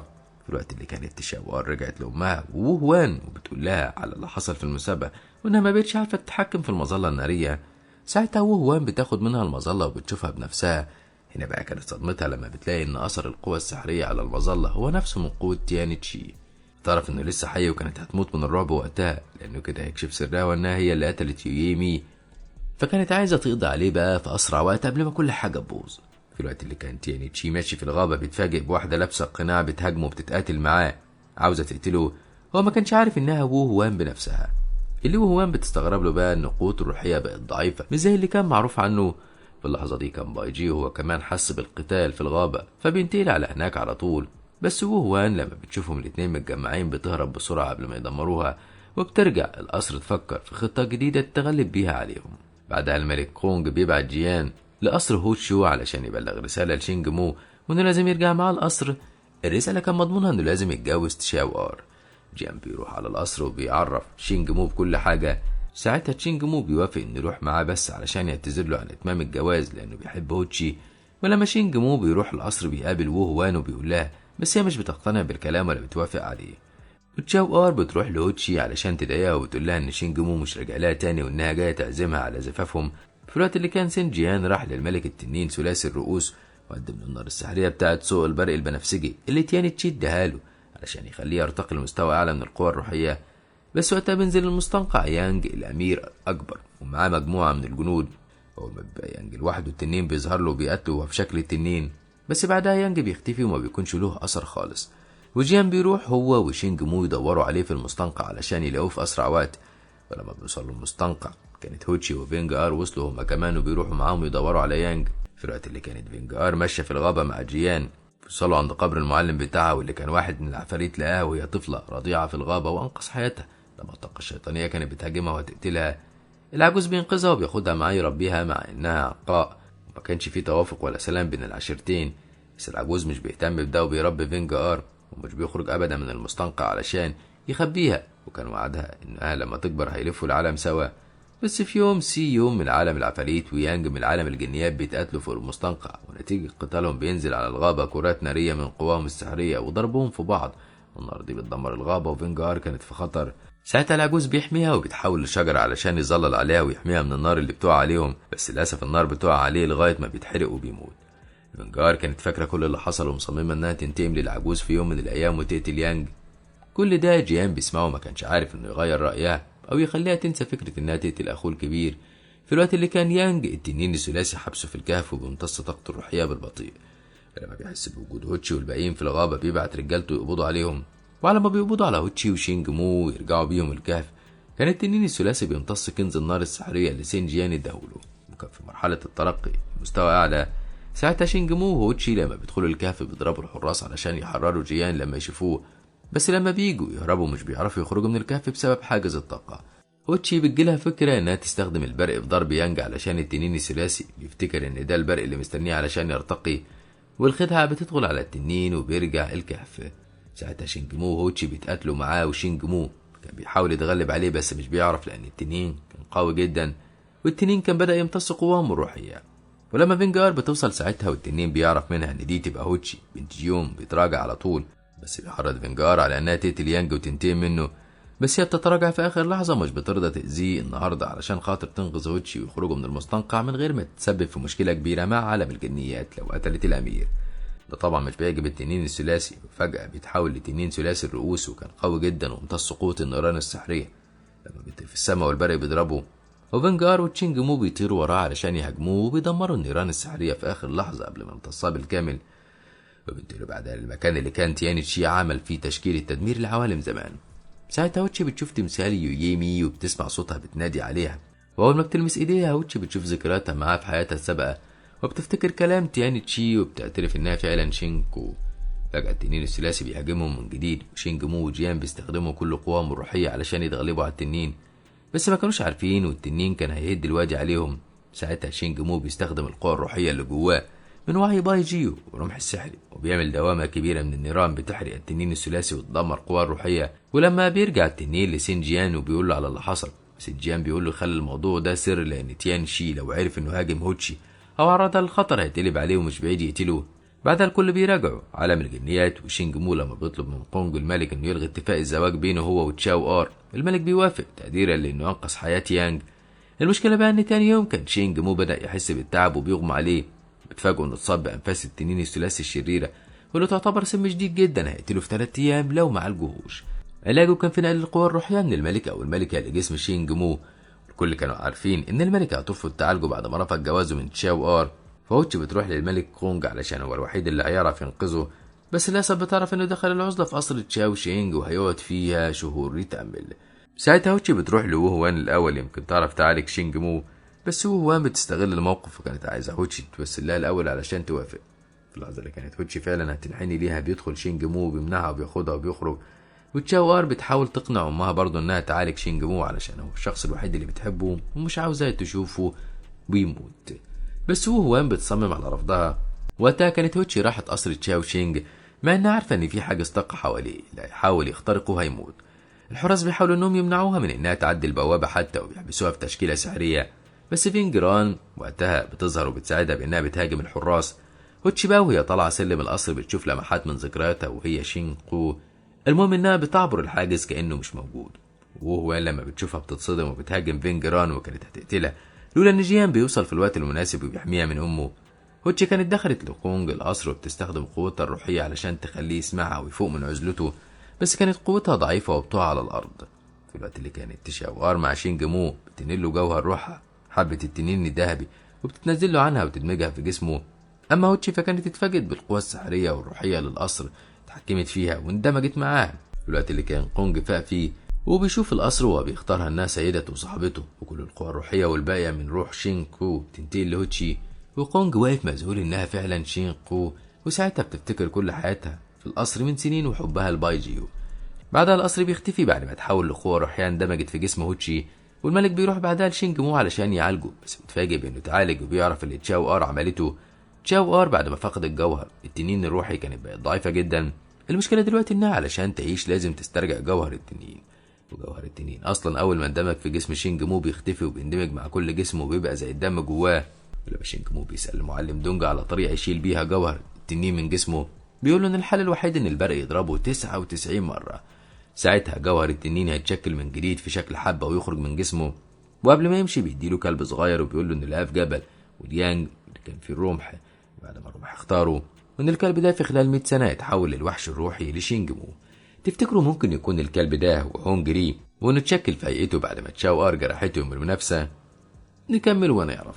تشاو ار كانت فاكرة انها لما تنقل جوهر روحها لشينجمو انه كده هيكون مديون لها وتتجوزها علشان يعوضها، بس لما بتتفاجئ بانه مصمم على جوازه من هوتشي بتتصدم ومن ضعفها بيغمى عليها وكانت هتموت لو جوهرها ما استردتهوش في اسرع وقت. في الوقت اللي كان جيان قاعد مع فينجران وبيفتكر وهو صغير لما كان في المستنقع في عالم العفاريت وهو طفل وتعرض لهجوم من الطاقة الشيطانية وكان هيموت لولا ان بنت صغيرة جدا جت وساعدته. البنت الصغيرة دي هي نفسها فينجران، كانت عايشة وقتها مع العجوز، ولما بتنقذ جيان بتديله ريشة العنقاء اللي كان العجوز بيستخدمها علشان يعرف مكانها. فينجران ما كانتش عارفة ان الولد اللي انقذته زمان هو جيان. بعد شينجمو بيروح منصة البرق علشان البرق يضربه ويخرج جوهر التنين اللي جواه. ساعتها اول ما الحاجز بيتعمل هوتشي بتدخل منصة البرق في لحظة ومحدش بيعرف يخرجها طالما الحاجز اتفعل والبرق بدأ. استحالة حد يعرف يكسر الحاجز في الوقت ده. واول ما هوتشي بيضربها البرق مع شينجمو، جيون بيحس بالخطر اللي هي فيه وبنشوفه في كهف تحت الارض في ارض جيوي بيتحرك بسرعة علشان ينقذها. تياني تشي كان بيراقب من بعيد اللي بيحصل على المنصة. البرق بيضرب الاتنين باستمرار بس هوتشي كانت قوتها الروحية ضعيفة فتصاب وكانت هتموت.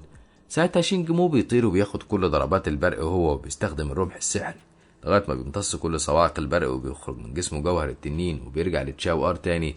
ساعتها شينجمو بيبكي عليه وهوتشي بتفتكره مات. فجأة شينجمو بيصدم الكل وبيفوق وبيطلع انه حي.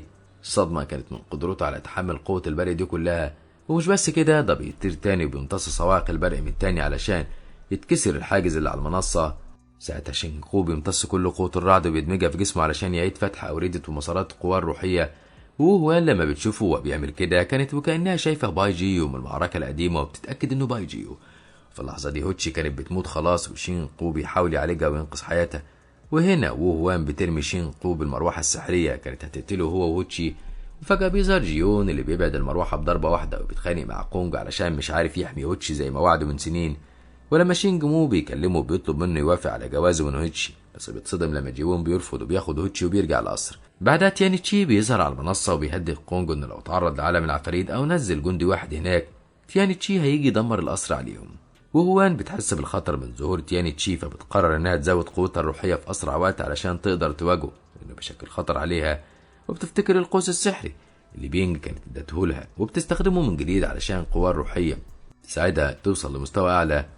وعشان وهوان تقدر تاخد اكبر كم من الطاقة بتتسبب في قتال بين العفاريت في ارض لوهيتشا في عالم البشر علشان تستغل القتل وتمتص الارواح الغاضبة زي ما شوان يي كان بيعمل زمان. ويتش وقتها كانت نزلت ارض البشر وبتلاقي ان مجموعة من الجنود خاطفين بنت صغيرة فبتنقذها منهم وتقتلهم. ولما بترجع البنت لابوها بتعرف ان في هجوم مستمر على المدينة وحاكم المدينة بيطلب منها انها تستنى معاهم وتحميهم. وبالليل بيحصل هجوم جديد ويتش بتتصدى للجنود. ما كانش تعرف ان شينجمو بيراقبها وبيحميها من غير ما تاخد بالها.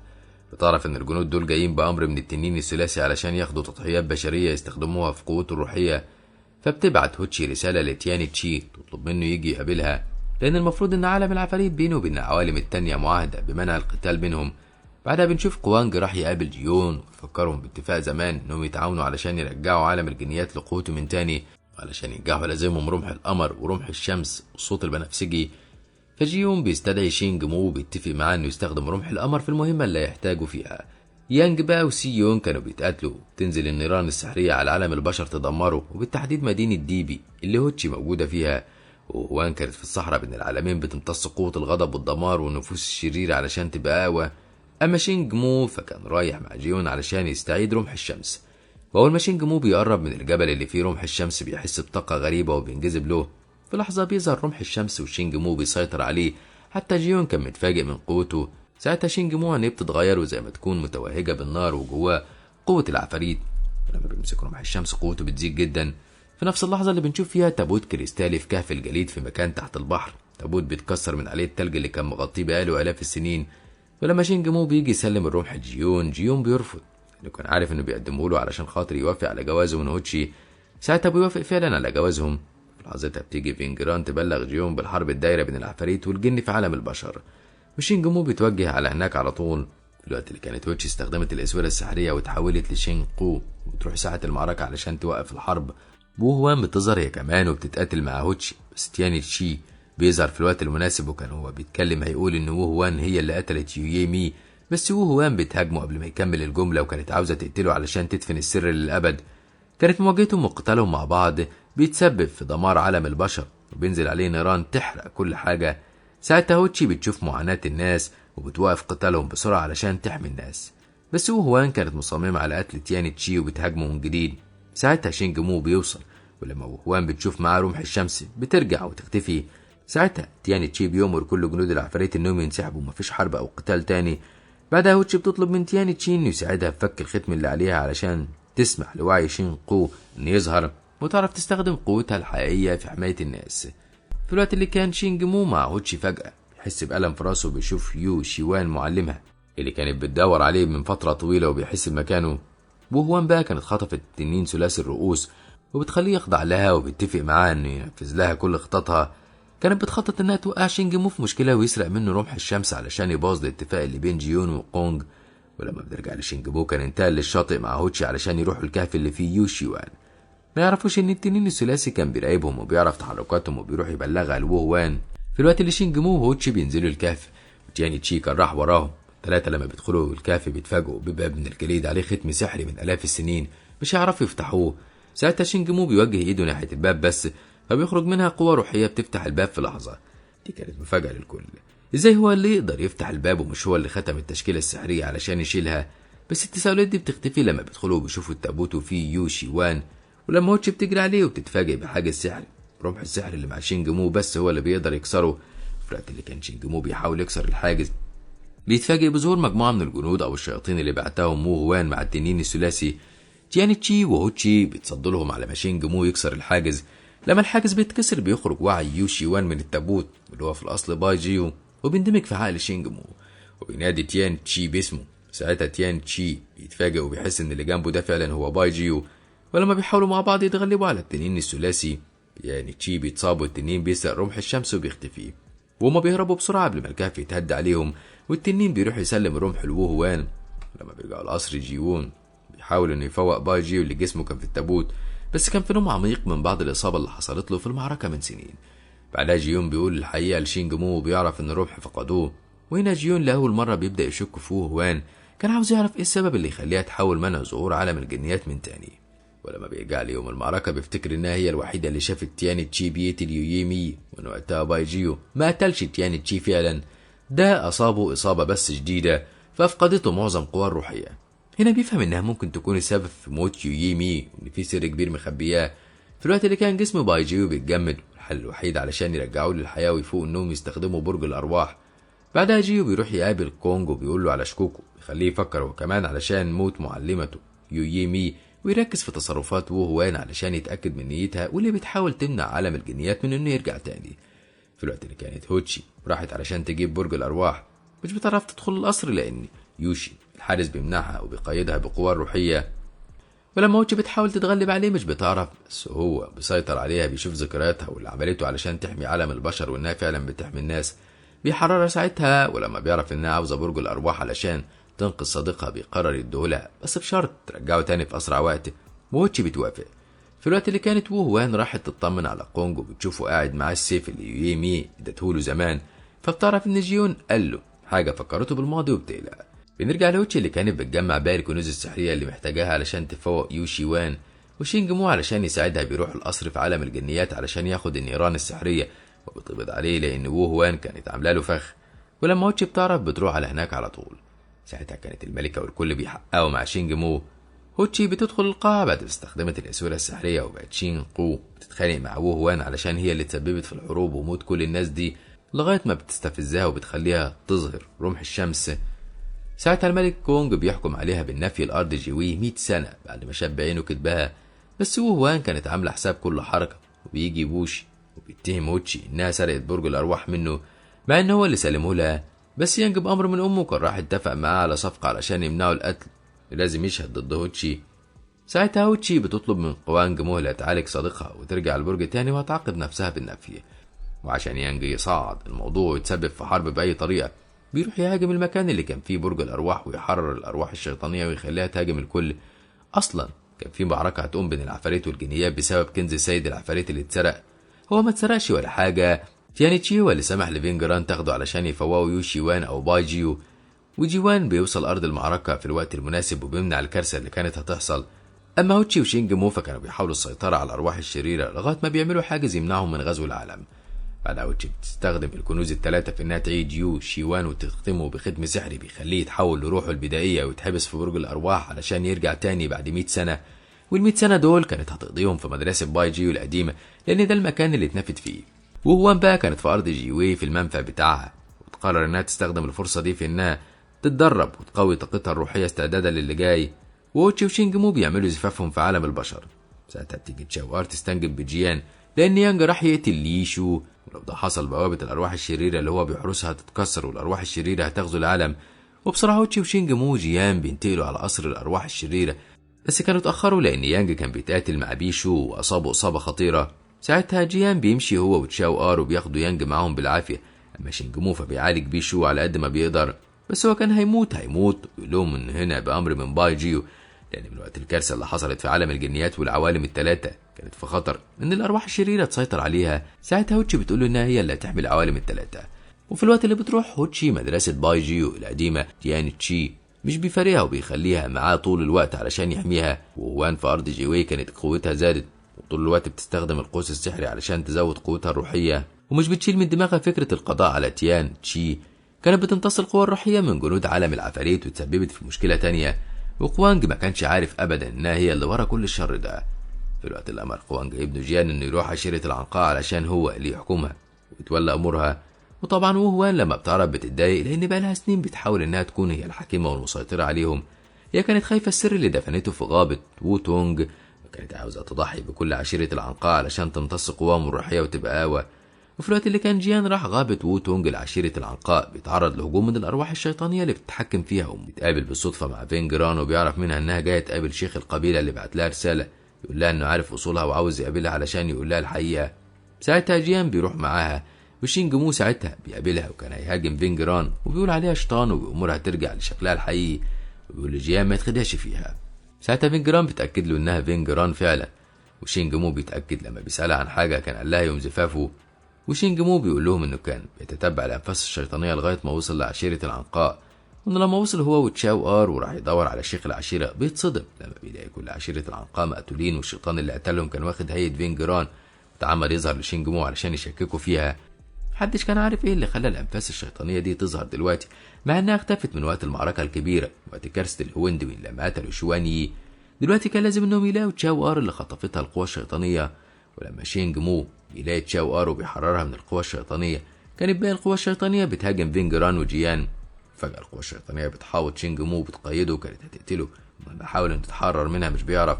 في الوقت اللي برج الأرواح السحري اللي فيه روح باي جيو بيطير ويروح غابة وو تونج، ساعتها روح يوشي وان بتتحرر وبتخرج تحرر شينج مو من القوى الشيطانية.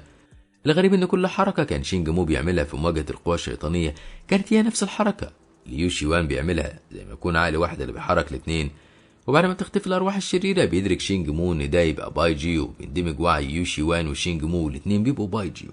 ساعتها باي جيو بيغمى عليه لأن طاقته لسه مش كاملة.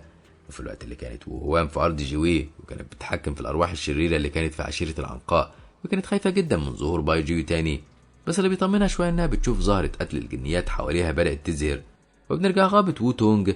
كان جيان فاق، ولما بيدور في المكان حواليه بيشوف حجرين سحريين على شكل لين وليانج، واحد منهم عليه اسمه ووشان والتاني فينجيان، ودول تبقى ملكة العنقاء النارية لشين قو حررتها زمان وجوزها. أول ما جيان بيركب الحجرين سوا ويكملوا بعض بتظهر روح العنقاء النارية الأسطورية وروح ووشوان، وبيفتكر رسالة شيخ العشيرة اللي بعتها لفينجران. ساعتها جيان لما بيربط كل حاجة ببعضها بيفهم إن فينجران هي العنقاء النارية واللي هتكون ملكة العنقاء. وخبر استيقاظ باي جيو لما بيوصل لقونج بيروح يقابله على طول. وقتها كان في مجموعة من جنود الجنيات راحوا الغابة وقبضوا على فينجران، لأن باي جيو شافها في الغابة وهي بتقتل العشيرة. ولما بتروح القصر بيحقق معاها، وتشاو ار بتشهد إنها هي اللي هجمتها وقتلت ناس. ساعتها باي جيو بيأمر بحبسها، مع إنه سمع شهادة جيان اللي أكد له إنه كان معاه طول الوقت ومش هي اللي عملت كده. بس بعدها جيان بيروح يهرب فينجران. أما باي جيو فكان راح الكهف اللي كان جيون بيتأمل فيه طول السنين اللي فاتت علشان يتأكد من حاجة. وفينجران لما بتروح لهوتشي مش بتعرف تعدي من الحاجز اللي حوالين الجبل، والحراس بيطاردوها وكانوا هيقتلوها، بس هوتشي بتوقفهم وبتحمي فينجران. ساعتها بتعرف ان بايجيو رجع ودي اوامره. طبعا هوتشي لما بتعرف المعلومه دي بتتصدم، لان معنى كده ان شينجمو اختفى خلاص من قبل حتى ما تفرحوا بخبر حملها وان هيكون عندهم عيله ويعيشوا في سعاده. بعد ما بيعالجوا فينجران كانت هوتشي مصممه انها تروح بنفسها وتتاكد ان شينجمو مات. هوتشي بتروح عالم الجنيات علشان تقابل بايجيو، تفاجئ انه ناسي كل حاجه وبيعملها ببرود. لما بتسال على شينجمو بيقول لها انه مات في اللحظه اللي اندمج معاه فيها، حتى وعيه اتبدد وما بقاش له وجود. وبمنعها من انها تيجي القصر هنا تاني تسال على شينجمو، وبيوعدها انها يعمل له قبر اجوف علشان تبقى تروح تزوره هناك. هوتشي كانت مصدومه ومش مصدقه ان شينجمو مات فعلا، وهي راجعه القصر بتتعب وبيغمى عليها. بس جيون بيلحقها وبيرجع بيها على قصره وبيعالجها. ده بيخلي جيون يروح لباي جيو قصره يساله هو ايه اللي فاكره وايه اللي حصل في كارثه الهوندوين. ساعتها باي جيو بيرجع فلاش باك، وبنكتشف ان في اللحظه اللي كانت شين قو بتموت فيها هو ختم على روحها، يعني التحيطه تعتبر ما تمتش ولا حاجه، وبكده الكارثه ما زالت بتهدد عالم الجنيات، وان وقتها هو اللي ضحى بنفسه بدلها وتبدد جزء من روحه، وروح شين قو زرعها بيض التنين المائي. ولما بيعدي كام الف سنه والبيضه ما فقستش وخرجت شين قو، باي جيو بين النص قوته الروحيه ليها لغايه ما بتخرج من بيضه التنين. في أول دقيقة ليها في العالم ختم على روحها علشان ما تكونش عندها قوة سحرية زي حياتها السابقة وتعيش حياتها بالطريقة اللي تعجبها. كل ده كان بالاتفاق مع جيون، ومحدش كان يعرف بكل ده غيره هو وبس، لأنه التلميذ المخلص لشينكو. بنعرف كمان إن باي جيو عمل تعويذة انقسام الجوهر وقسم نفسه ما بين يو شي وان وشينجمو علشان يمتص أنفاس العفاريت من العالم. سؤال جيون بعد كل ده كان لباي جيو إذا كان لسه ماشي على نفس الخطة وقسم جوهر روحه لشخصين علشان يمتص قوة العفاريت من العالم ويمتلك القوة الكبيرة اللي تخليه يضحي بنفسه بدل شين قو، يبقى ليه بيدعي إنه فقد ذاكرة شينجمو وإنه مش فاكر حاجة؟ باي جيو بيقول له إنه لازم يعمل كده، وبيجيب الغلط عليه علشان سمح لهم إنهم يحبوا بعض ويتجوزوا، يتم الفراق بينهم 100 سنة. بعدها جيون بيسألوا عن الشيطانة اللي حاربها في غابة ووتونج، وكانت المفاجأة إن باي جيو عارف إنها ووهوان، وعلشان كده أطلق سراحها من جيو علشان يتأكد من طاقتها الشيطانية. بس الغريب إنه ملقاش أي طاقة شيطانية في الوقت اللي كانت هوتشي نايمة والأول مرة بتحلم بشين قو. ده ما كانش مجرد حلم، زي ما تكون انتقلت لواقع تاني وكانت بتتكلم معاها. بعدها هوتشي بيروح لها خبر إن باي جيو هيتجوز تشاو ار في الوقت اللي كانت ووان قبض على واحدة من قبيلة العنقاء في السر وبتعذبها علشان كانت عاوزة تتأكد إذا كانت فينجران بنت فينجيان ملكة العنقاء ووشي ولا لأ. وفينجران بتتفاجئ برسالة جاية لها من باي جيو تروح القصر تقابله علشان يقول لها حقيقتها. ولما بتروح فعلا بتقع في فخ الأرواح الشيطانية، ودي كانت ووان اللي بتقيدها بتشكيلة سحرية بتظهر حقيقتها وقوتها الروحية الحقيقية. تتفاجئ إنها العنقاء النارية وفعلا تبقى بنت فينجيان. ساعتها ووان بتعذب فينجران بإنها بتمتص قوتها السحرية كلها، وبتفتكر من كام سنة إن زعيم العشيرة كان اتفق معاها على إنها لازم تدعم العنقاء النارية وتسلمها حكم العشيرة وقت ما تظهر. وبتقول كمان لفينجران إنها هي اللي قتلت أبوها وأمها والعشيرة كلها، ودلوقتي هتاخد قوتها السحرية وتبقى الأقوى في العالم. في اللحظة دي الريشة النارية اللي مع جيان بتظهر فجأة، وبيعرف ساعتها إن فينجران في خطر. وفي الوقت ده كان الزفاف بتاع باي جيو وتشاو ار على وشك إنه يبدأ. ووتشي كانت عند قبر شينجمو بتشوف وعيه اتكون من الإرقات السحرية اللي كان بيتحكم فيها، وبيقول رسالة سايبها لها، وبيقول لها إن هو ويوشي وان وباي جيو هما التلاتة شخص واحد. وبنرجع لجيان اللي كان بيتبع الريشة لغاية ما بيوصل للقاعة اللي محبوس فيها فينجران، وبيعرف إن أمه هي اللي بتعذبها كده. ساعتها بيتحول للعنقاء البيضاء وبيحاول يحررها بقوته الروحية. فعلا بيقدر يحررها في الوقت المناسب. وتشي بقى كانت طارت ورا الإرقات اللي كانت مشكلة رسالة شينجمو، والإرقات دي بتوصل لباي جيو وقت زفافه. في اللحظة دي بيبعت رسالة لجيون يبلغه إن هوتشي هناك ولازم يروح ياخدها بسرعة، ساعتها بتحصل المواجهة بين هوتشي وباي جيو، تثبت له ان وعي شين جمو لسه موجود جواه، والدليل على كده العلاقات اللي اتجمعت حواليه. ولما هوتشي بتعطل مراسم الجواز، وهوان بتهاجمها وبتضربها بقلم على وشها وبتعذبها بانها بترفعها في السماء. وهوتشي كانت بتتألم، وباي جيو واقف بيتفرج وغضبان مش بيعمل حاجة لانه الظاهر بيخطط لشيء كبير. ساعتها جيون بيظهر وبينقذ هوتشي وبيبعد وهوان عنها، بس قبل ما هوتشي ترضى تمشي معاه بتطلب من باي جيو انه يكتب لها مرسوم طلاق علشان يقطع علاقته بيها للابد. بعدها وهوان بترفض انها تخليها تمشي وكانت عاوزه تعاقبها. في الوقت ده بيظهر تياني تشي وبيتقاتل معاهم علشان الظلم والكبرياء اللي بقى فيه، وبيكشف قدام الكل ان وهوان هي اللي قتلت يويمي. وقتها تياني تشي بيتقاتل مع باي جيو، والاتنين بيطيروا في السماء وقواهم بتتصادم. ولما تياني تشي بيلاقي انه مش في قوه باي جيو، بيمتص قوه القمر البنفسجي وبيستعيد القوه الروحيه اللي كانت في القمر البنفسجي واللي كان الكل في عالم العفاريت عايشين عليها، ووصلوا بيها لمستويات اعلى من القوه والطاقه. لو تفتكروا كانت دي الطاقة اللي نقلها لعالم العفاريت وقت ما كان بيعمل تشكيلة تدمير العوالم. ساعتها تياني تشي بيرجع لهيئته الأصلية كواحد من المعلمين الكبار في عالم الجنيات، وكان القتال بينه هو وبايجيو جديد، وبايجيو كانت قوته كبيرة جدا، ولما كان تياني تشي قرب منه هيطعنه ويقتله. بايجيو بيقول له هتندم. ساعتها تياني تشي بيفتكر يوم المعركة لما قال لبايجيو نفس الكلمة وقت ما طعنه بالرمح. ساعتها بيعرف انه بيخطط لشيء ما. في اللحظة دي هوتشي بتطير وبتقرب منهم علشان تمنعهم من انهم يقتلوا بعض لانها مش عاوزة تخسر تياني تشي، بس وهوان بتضربها بقوتها السحرية ضربة وبتصيبها إصابة شديدة وبتقفل مسارات الطاقة الروحية في جسمها. ولما بتقع على الأرض جيون بيلحقها وبيحاولوا إن يفوقها ويعالجها، وهي كل اللي كان همها إنها تحمي طفلها. في اللحظة دي جيون بيعلن الحقيقة للكل وإنها هي شان قو معلمته الكبرى، وبينقل لها مصدر طاقته الروحية اللي كان نجح في إنه يتحصل عليه يوم الكارثة. وأول ما بينقل لها بينقل معاه كل قواه الروحية وبيموت هو. ساعتها هوتشي بتمتص مصدر القوى الروحية السحري اللي بيخليها الأقوى في عالم الجنيات.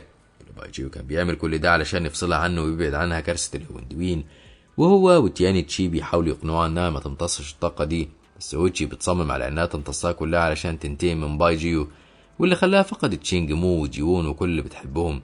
وفي اللحظة اللي بترجع فيها شينقو كان سيفها السحري خرج من مقبرة السيوف ورجع لها، وأول ما بتستخدمه بتطعن بيه بايجيو وبيغمى عليها بعدها. في الوقت اللي كان جيان ضرب جرس الحرب في أرض لوهاتشا علشان يشتت جيوش الجنيات والعفاريت وما يهاجموش هوتشي. ولما تياني تشي بيرجع بهوتشي عالم العفاريت بيحاول انه يعالجها بس مش بيعرف، وكانت بتمر بآلام ولادة مفاجأة بسبب الإصابة اللي تسبب فيها وهوان. ساعتها تياني تشي بينقل لها نص قوته الروحية لغاية ما شعره بيبيض، وبيحمي ابنها وبيحبسه ببيض التنين لغاية ما بيكتمل نموه بالقوة الروحية وبيتولد. في الوقت اللي كانت الحرب دايرة بين العفاريت والجنيات، وجيان بيوصل في الوقت المناسب وبيقول لهم ان هو اللي عمل الخدعة دي. وهوان فكانت على آخرها بسبب اللي حصل وخططها اللي عمالة تبوظ، وتقرر انها تزود قوتها الشيطانية. وهوتشي كانت دخلت في غيبوبة، ولما تفوق هتكون شانقو. سينجيان كان مات بسبب القوة اللي سحبها منه تياني تشي من شوية، وابن سيون كان غضبان وبيقرر انه يروح ينتقم من تياني تشي هو وكل الزعماء، بس تسي هان بيمنعهم. ولما بيلاقيهم مصممين وهيدمروا كل حاجة بيتقاتل معاهم لغاية ما بيقنعهم ان تياني تشي هيرجع لهم قوتهم دي بعد 100 سنة. في الوقت اللي كانت هوتشي فات وشافت ابنها وبتسميه يوان تشي، وبتوصي تياني تشي يقول له ايه عنها وعن ابوه وبيغمى عليها تاني. وبره كان يانج جه ومعاه كتيبة من الجنود علشان يتغلب على زعماء عشيرة العفاريت ويهاجمهم بسلاح سحري كان عبارة عن زهرة قتل الجنيات، ولما بيرميها عليهم كان هيموتوا، بس تسيهان بيضحي بنفسه وبيحمي الكل وهو اللي بيمتص سم الزهرة كله لغاية ما تياني تشي بيخرج وبيتغلب على يانج وبايجيو كان وصل في نفس الوقت وبيمنع القتال بينهم وبيعاقب يانج. بعدها تسيهان كان مات وفينجران كانت راجعة بهوتشي على قصر جيون، بتلاقي خادمة وهوان مستنياها وعاوزة تقتلهم. في اللحظة دي بيظهر التنين ثلاثي الرؤوس وبيبعدهم عن طريقهم، وبيوصل فينجران لغاية ما بيبقوا في أمان، وبيقول لها إن بايجيو هو اللي بعته. ولما يانج بيرجع القصر بيحققوا معاه، يانج بيقول إن وهوان هي اللي اديته الزهرة دي، وبتعاقب بصواعق البرق. هوتشي كانت في غيبوبة استمرت 100 سنة، بس في الفترة دي كان بايجيو راح لها وأخد من ذاكرتها كل حاجة من بعد ما خرجت من أرض جيوي. بعدها بايجيو بيتقابل مع تياني تشي عند قبر جيون، وبايجيو بيفهمه كل حاجة وإنه دلوقتي بيمتلك القوة الكبيرة اللي تخليه يمنع الكارثة علشان يحمي شينقو. وبتمر السنين وبيكبر يوان تشي. في يوم بيشوف السيف السحري بتاع شينقو طار وراح جنبها. في اللحظة دي بتفوق شينقو، هي مش عارفة المكان اللي هي فيه ولا مين الولد ده، ولا حتى كانت فاكرة إنها هوتشي. كل حاجة حصلت لها من بعد ما خرجت من جيوي كان بايجيو مسحها من عقلها. محدش كان عارف ده ولا حتى تياني تشي، وبتعرف ان يوان تشي ابن بايجيو من مظهره من الشبه بينه وبين ابوه، بس ما كانتش عارفة انها امه. تياني تشي بيقول لها ان امه ماتت من سنين. نيجي بقى ليوان تشي اللي كان طول الوقت بيستغل تياني تشي، ومن شدة تصميمه وزنه ما كانش تياني تشي بيعرف يرفض له طلب. بيجيب له أسلحة وكنوز سحرية كتيرة ويوديه الأماكن اللي بيحبها، في الوقت اللي كانت ووهوان بتتدرب على القوى الشيطانية طول الوقت لغاية ما وصلت لمرحلة إنها بتتحكم في خادمتها ين. ويوان تشي كان كل ما يملك سلاح سحري كان بيفككه علشان يعرف بيشتغل إزاي، وهي نفس الطاقة فيهم كلهم بس كل واحد كان مختلف عن التاني. شينقو من وقت ما فات وهي كان عندها فضول تقابل باي جيو، فبتروح القصر بتاعه تقابله، وقتها اتفاجئت من مقابلته ليها وانه يعتبر طردها. بس هو بعدها مش بيعرف ينام من تأنيب الضمير، وبيروح القصر بتاعه طمن عليهم ويتأكد انهم في امان. وهوان كانت عاوزة تبدأ مؤامرة جديدة تستخدم فيها يانج ابنها، وبتروح تزوره في المنصة اللي كان بيتدرب عليها، بس بتتفاجئ انه بعد العقوبة اللي اتحملها وسنين التدريب من البداية غيرته وبقى بيميل للسلام زي ابوه. ساعتها وهوان بتتصدم لانه دمر لها خططها قبل ما تبدا. وهوان لما بتعرف ان في ولد صغير وفي اشاعات بتقول ان ابن بايجيو، كانت عاوزه تتاكد بنفسها علشان تعرف فعلا اذا كان الولد ده ابن بايجيو وبيمتلك قوه روحيه سحريه بالوراثه ويعمل لها مشاكل في المستقبل ولا لا. بتبعت 2 من الجنيات بتوع الينبوع الميه الروحي اللي في مدرسه دونج علشان يجيبوا لها منه ميه. وقتها واحده من الجنيات بتلعب في الميه الروحيه فبتزعله وبتاخده علشان وهوان تعاقبه. ساعتها وهوان بتضربه بالقلم على وشه وبتهينه، ولما بيجي يهاجمها وهوان بتعمل حاجز طاقة بينها وبينه. ساعتها شينقو بتظهر وبتحميه منها وبتتكلم مع وهوان على انفراد وتحذرها من اللي بتعمله وانها لازم تعرف مكانتها كويس في القصر، وبتتهمها انها سبب في قتل عشيرة العنقاء بما انها هي زعيمة العشيرة. بعدها بتروح شينقو مأدوبة عيد ميلاد دونج وبتديله طاقة روحية وبتخليه يرتقي لمستوى أعلى، وهي خارجة بتلاقي تشاو آر جاي بتكلمها من غير تكليف. شينقو بتقلل منها وبتهنها لما بتعرف ان عمرها 20,000 سنة بس وما اتعلمتش كل اللي هي اتعلمته ومفيش عندها اي مقومات انها تدير القصر والعوالم الثلاثة. ولما وهوان بتيجي بترد لها القلم اللي ضربته ليون تشي قدام الكل وبتهنها، بتقول لها تربي بنتها وتعلمها الاصول والشكليات وانها ما ينفعش تتكلم مع الملكة بتاعتها بالطريقة دي. وهوان ساعتها بتتمنى لو كانت تعرف تقتل شينقو، بس طبعا مش بتعرف تعمل اي حاجة. وعشان تشاوار تبعد شينقو عن باي جيو وكمان تكسب عندها نقطة، بتقول لها على كل الحقيقة والماضي اللي اتمسح من ذاكرتها وكل حياة هوتشي. ساعتها شينقو بتواجه باي جيو فبيقول لها على كل حاجة حصلت فعلا وكان سابق جدا، وبيحاول ان مشاعره ما تتحكمش فيه علشان يبعد شينقو عنه علشان يضمن انها تكون في امان ويكمل خطته بانه يضحي بنفسه من غير ما هي تمنعه. بس بنعرف ان طول ال100 سنة اللي كانت قبل ما شينقو تصحى كان باي جيو مش بفارقها لا هي ولا يون تشو، كان بيتنكر في فينجران وبياخد يوان تشي يفسحه ويوديه عالم البشر، وده السبب اللي كان مخلي يوان تشي متعلق بفينجران في الحقيقة. شينكو لما بترجع بتتكلم مع يوان تشي وبتقول له انها تبقى امه لانه ما كانش عارف الحقيقة دي. في الوقت اللي كانت وهوان في ارض جيويه بتتدرب على الطاقة الشيطانية لغاية ما بتوصل لاعلى مستوى ليها وبقت في قوة شيوان يي. ولما قوانج بيعرف حقيقة وهوان بيواجهها وبيحاول يسيطر عليها، بس بيتفاجئ انها بقت اقوى منه وبتهاجمه لغاية ما بتفقد الوعي وبتعلن سيطرتها على قصر الجنيات. في الوقت اللي كانت ياني تشي عند تمثال يويمي بتظهر له فجأة وما كانش مصدق عينيه، ولما بتقرب منه بيتفاجئ انها طعنته في صدره. ساعتها بيكتشف ان دي وهوان واتنكرت في هيئة يويمي علشان تعرف تقرب منه وتقتله بسهولة، وفعلا خطتها نجحت وهي نفسها بتستغرب انه مات بالسهولة دي. في نفس الوقت اللي كانت تشاو ار بتنفذ الجزء الثاني من الخطة وبتروح تقدم لبايجيو شاي وبتتأكد انه شربها قدامه، واول ما بيشرب بيحس بالألم وبيقع على الارض. ساعتها بيعرف ان الشاي كان مسموم بظاهرة قتل الجنيات وانه ملوش ترياق. ساعتها وهوان بتظهر له وبتشوفه وهو بيموت قدام عينيها بعد ما بتهاجمه وبتصيبه، وبتعلن بعدها موت باي جيو وانها بقت الحاكم الاول لعالم الجنيات. ساعتها شينكو بتعرف ان في حاجة غلط، القوى الشيطانية كانت انتشرت في العالم واصابت سيون وبقى زي العروسة لعبة في ايد وهوان هو وغيره من عشيرة العفاريت، واللي بيتفاجئوا ان يين معاها كل الكنوز من العوالم الثلاثة، كنز العفاريت وبرج الارواح وسلاح سحري من عالم الجنيات. شينكو بتوصل وقتها وبتروح تهاجم وهوان اللي كان الشر سيطر عليها. في الاول شينكو بتتغلب على القوى الشيطانية اللي كانت محوطاها، وعشان وهوان تثبت لها قوتها بترمي رمح بايجيو على الارض، فبتعرف شينكو انها قتلت بايجيو. وجيان بيفهم ان امه هي اللي ورا كل ده، فبيطلب من فينجران انها تحميه على ما يعمل التشكيل السحري، وبيقدر جيان انه يقضي على كل الطاقة الشريرة اللي كانت يين بتتحكم فيها. ولما بيرجع لوهوان كانت بتقاتل بقوة مع شينكو بتتهمها بالضعف علشان كل اللي حواليها بيتحكموا فيها وفي حياتها وهي مش عارفة. وفجأة بتلاقي بايجيو ظهر وبيدافع عن شينكو يعني تشي هو كمان. وهنا بنعرف انهم كانوا متفقين وكانوا عاملين تمثيلية على وهوان علشان يخدعوها وتاخد الامان وتظهر على حقيقتها، وجيان علشان يحمل كله ويعرف يقتل ين ويخلص من القوى الشيطانية اللي كانت بتتحكم فيها بيستخدم جوهر روحه بعد ما بيحبس فينجرام في تشكيلة سحرية علشان ما تتحرش وتمنعه من انه يضحي بنفسه. وجيان بيموت بعد ما بيفجر جوهر روحه ويقتل بيه ين. وقتها فينجرام بتتحرر وبتجري عليه وتشوف ريشة العنقاء في ايده، فبتعرف السر اللي كان مخليه يلاقيها وقت ما تكون في خطر. وقتها بايجيو بيقسم نفسه وبيخرج شينجمو ويحارب معاه. بايجيو بيحارب برمح القمر وشينجمو بيحارب برمح الشمس. ساعتها الأربعة بيعملوا حواليها تعويذة سحرية وتشكيلة بيحبسوها فيها زي ما عملوا زمان مع شواني، وساعتها بيتغلبوا عليها وبتقع على الأرض أخيرا. ولما ووهوان بتعرف إن ابنها جيان مات بتوسل لشينقو إنها تنقذه، ما كانتش مستوعبة إنه مات، بس شينقو مش بتعرف تعمل له حاجة. بعدها بيرجع القصر في عالم الجنيات، وشينقو بتندم إنها أخدت ووهوان أصلا من البداية من عشيرة العنقاء. وساعتها بايجيو بيقول لها إن روح فينجيان الأصلية شينقو هربتها وخلتها تعيش في سعادة، وما كانش عندها نية إنها تستبدل ووهوان أبدا.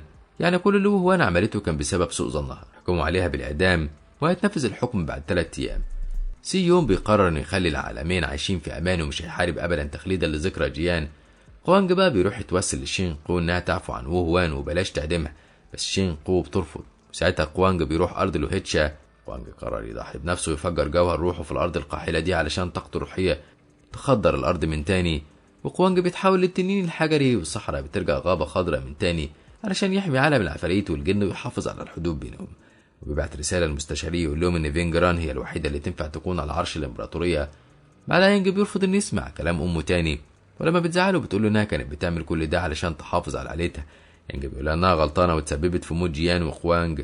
وفي يوم تنفيذ عقوبة الإعدام على ووهوان، شينقو بتعاقبها بإنها بتنزع منها كل قواها الروحية والسحرية والشيطانية وبتسيبها إنسانة، لا هي جنية ولا هي شيطانة، تعيش وحيدة طول عمرها من غير قوة وتعاني من الوحدة والأمراض وتعيش بذنب كل اللي قتلتهم. في الوقت اللي كان بايجيو مع تياني تشي وبيديله رمح الشمس والقمر علشان يستخدموهم في فتح عالم الجنيات من جديد، وتياني تشي بيدي الكلب اللي معاه لبايجيو وبيتفاجئ إن هو هونجري. وقبل ما بايجيو بيروح في مهمته الأخيرة بيروح يشوف يوني تشي ويطمن عليه للمرة الأخيرة، وبياخده في رحلة لعالم البشر وبيجيب له كل اللي نفسه فيه بعد ما بيعتذر له عن الفترة اللي كان بعيد عنه فيها. وكمان بيديله سلاح سحري خاص بيه، سيف من خشب الخوخ مصقول بنص الطاقة الروحية لبايجيو. وبعدها شينقو بتستخدم الرمحين مع السيف بتاعها، وبقواهم الروحية بيتصلح جسر الأرواح في عالم الجنيات. وبيروحوا عند حجر الإجابة السحري، بيلاقوا شو يانج وباقي المعلمين الكبار على وضعهم من يوم الكارثة وبيدعموا المكان بقواهم الروحية. أما بايجيو فبيروح يكمل مهمته وبيدخل تشكيلة العوالم بعد ما بيستخدم القوى الروحية اللي بقاله مئات السنين بيجمعها. ولما بيضحي بنفسه بيموت. شينقو بتعيش في أمان مع ابنها، بس بتفاجئ بيوني تشي جايب لها صندوق صغير وبيقول لها ان بايجيو سابه لها. واول ما بتفتحه بتلاقي فيه ذكرياتها اللي كان بايجيو اخدها منها. ساعتها بتفتكر كل حاجه حصلت في حياتها السابقه وهي هوتشي وكل شيء، وبتروح المنصه اللي بايجيو ضحى بنفسه عليها تدور عليه. وبعد 3 سنين كان شو يانج زهق من يوني تشي ومش عارف يعلمه حاجه ولا يسيطر عليه اصلا، ويطلب من تياني تشي ياخده هو ويعلمه ويربيه. طول السنين دي كانت شينقو مستنيه عند المنصه علشان لو بايجيو رجع في اي وقت يلاقيها في انتظاره. في مرة كانت في غابة ووتونج وبتشوف واحد من المتدربين الجداد مميز بحاجة. لما بتختبر جوهر روحه بتتفاجئ ان وعي جيان موجود جواه، فبتقول لفينجران علشان تفرحها، بس مش بتقول لها هو مين بالظبط علشان الامور تمشي طبيعية من غير لخبطة. وفي يوم تاني هونجري بيديها برج الارواح وبيقول لها ان بايجيو كان اداهوله امانة معاه وطلب منه ان يبقى يسلمه لشينقو في الوقت المناسب. بتتفاجئ ساعتها شينقو ان وعي جيون موجود في برج الارواح لغاية ما يتغذى على الطاقة الروحية الكافية هيرجع تاني لشكله الطبيعي. كل ده بيديها الامل ان بايجيو يرجع تاني وانه يكون موته مزيف. بتروح عند منصه وبتقعد هناك، بتروح وتقعد تدعي ربنا ان بايجيو يكون لسه عايش. وشينقو مش بتقعد يوم ولا 2، دي بتقعد 500 سنه. كل ده بيديها امل ان بايجيو يرجع تاني وانه يكون موته مزيف.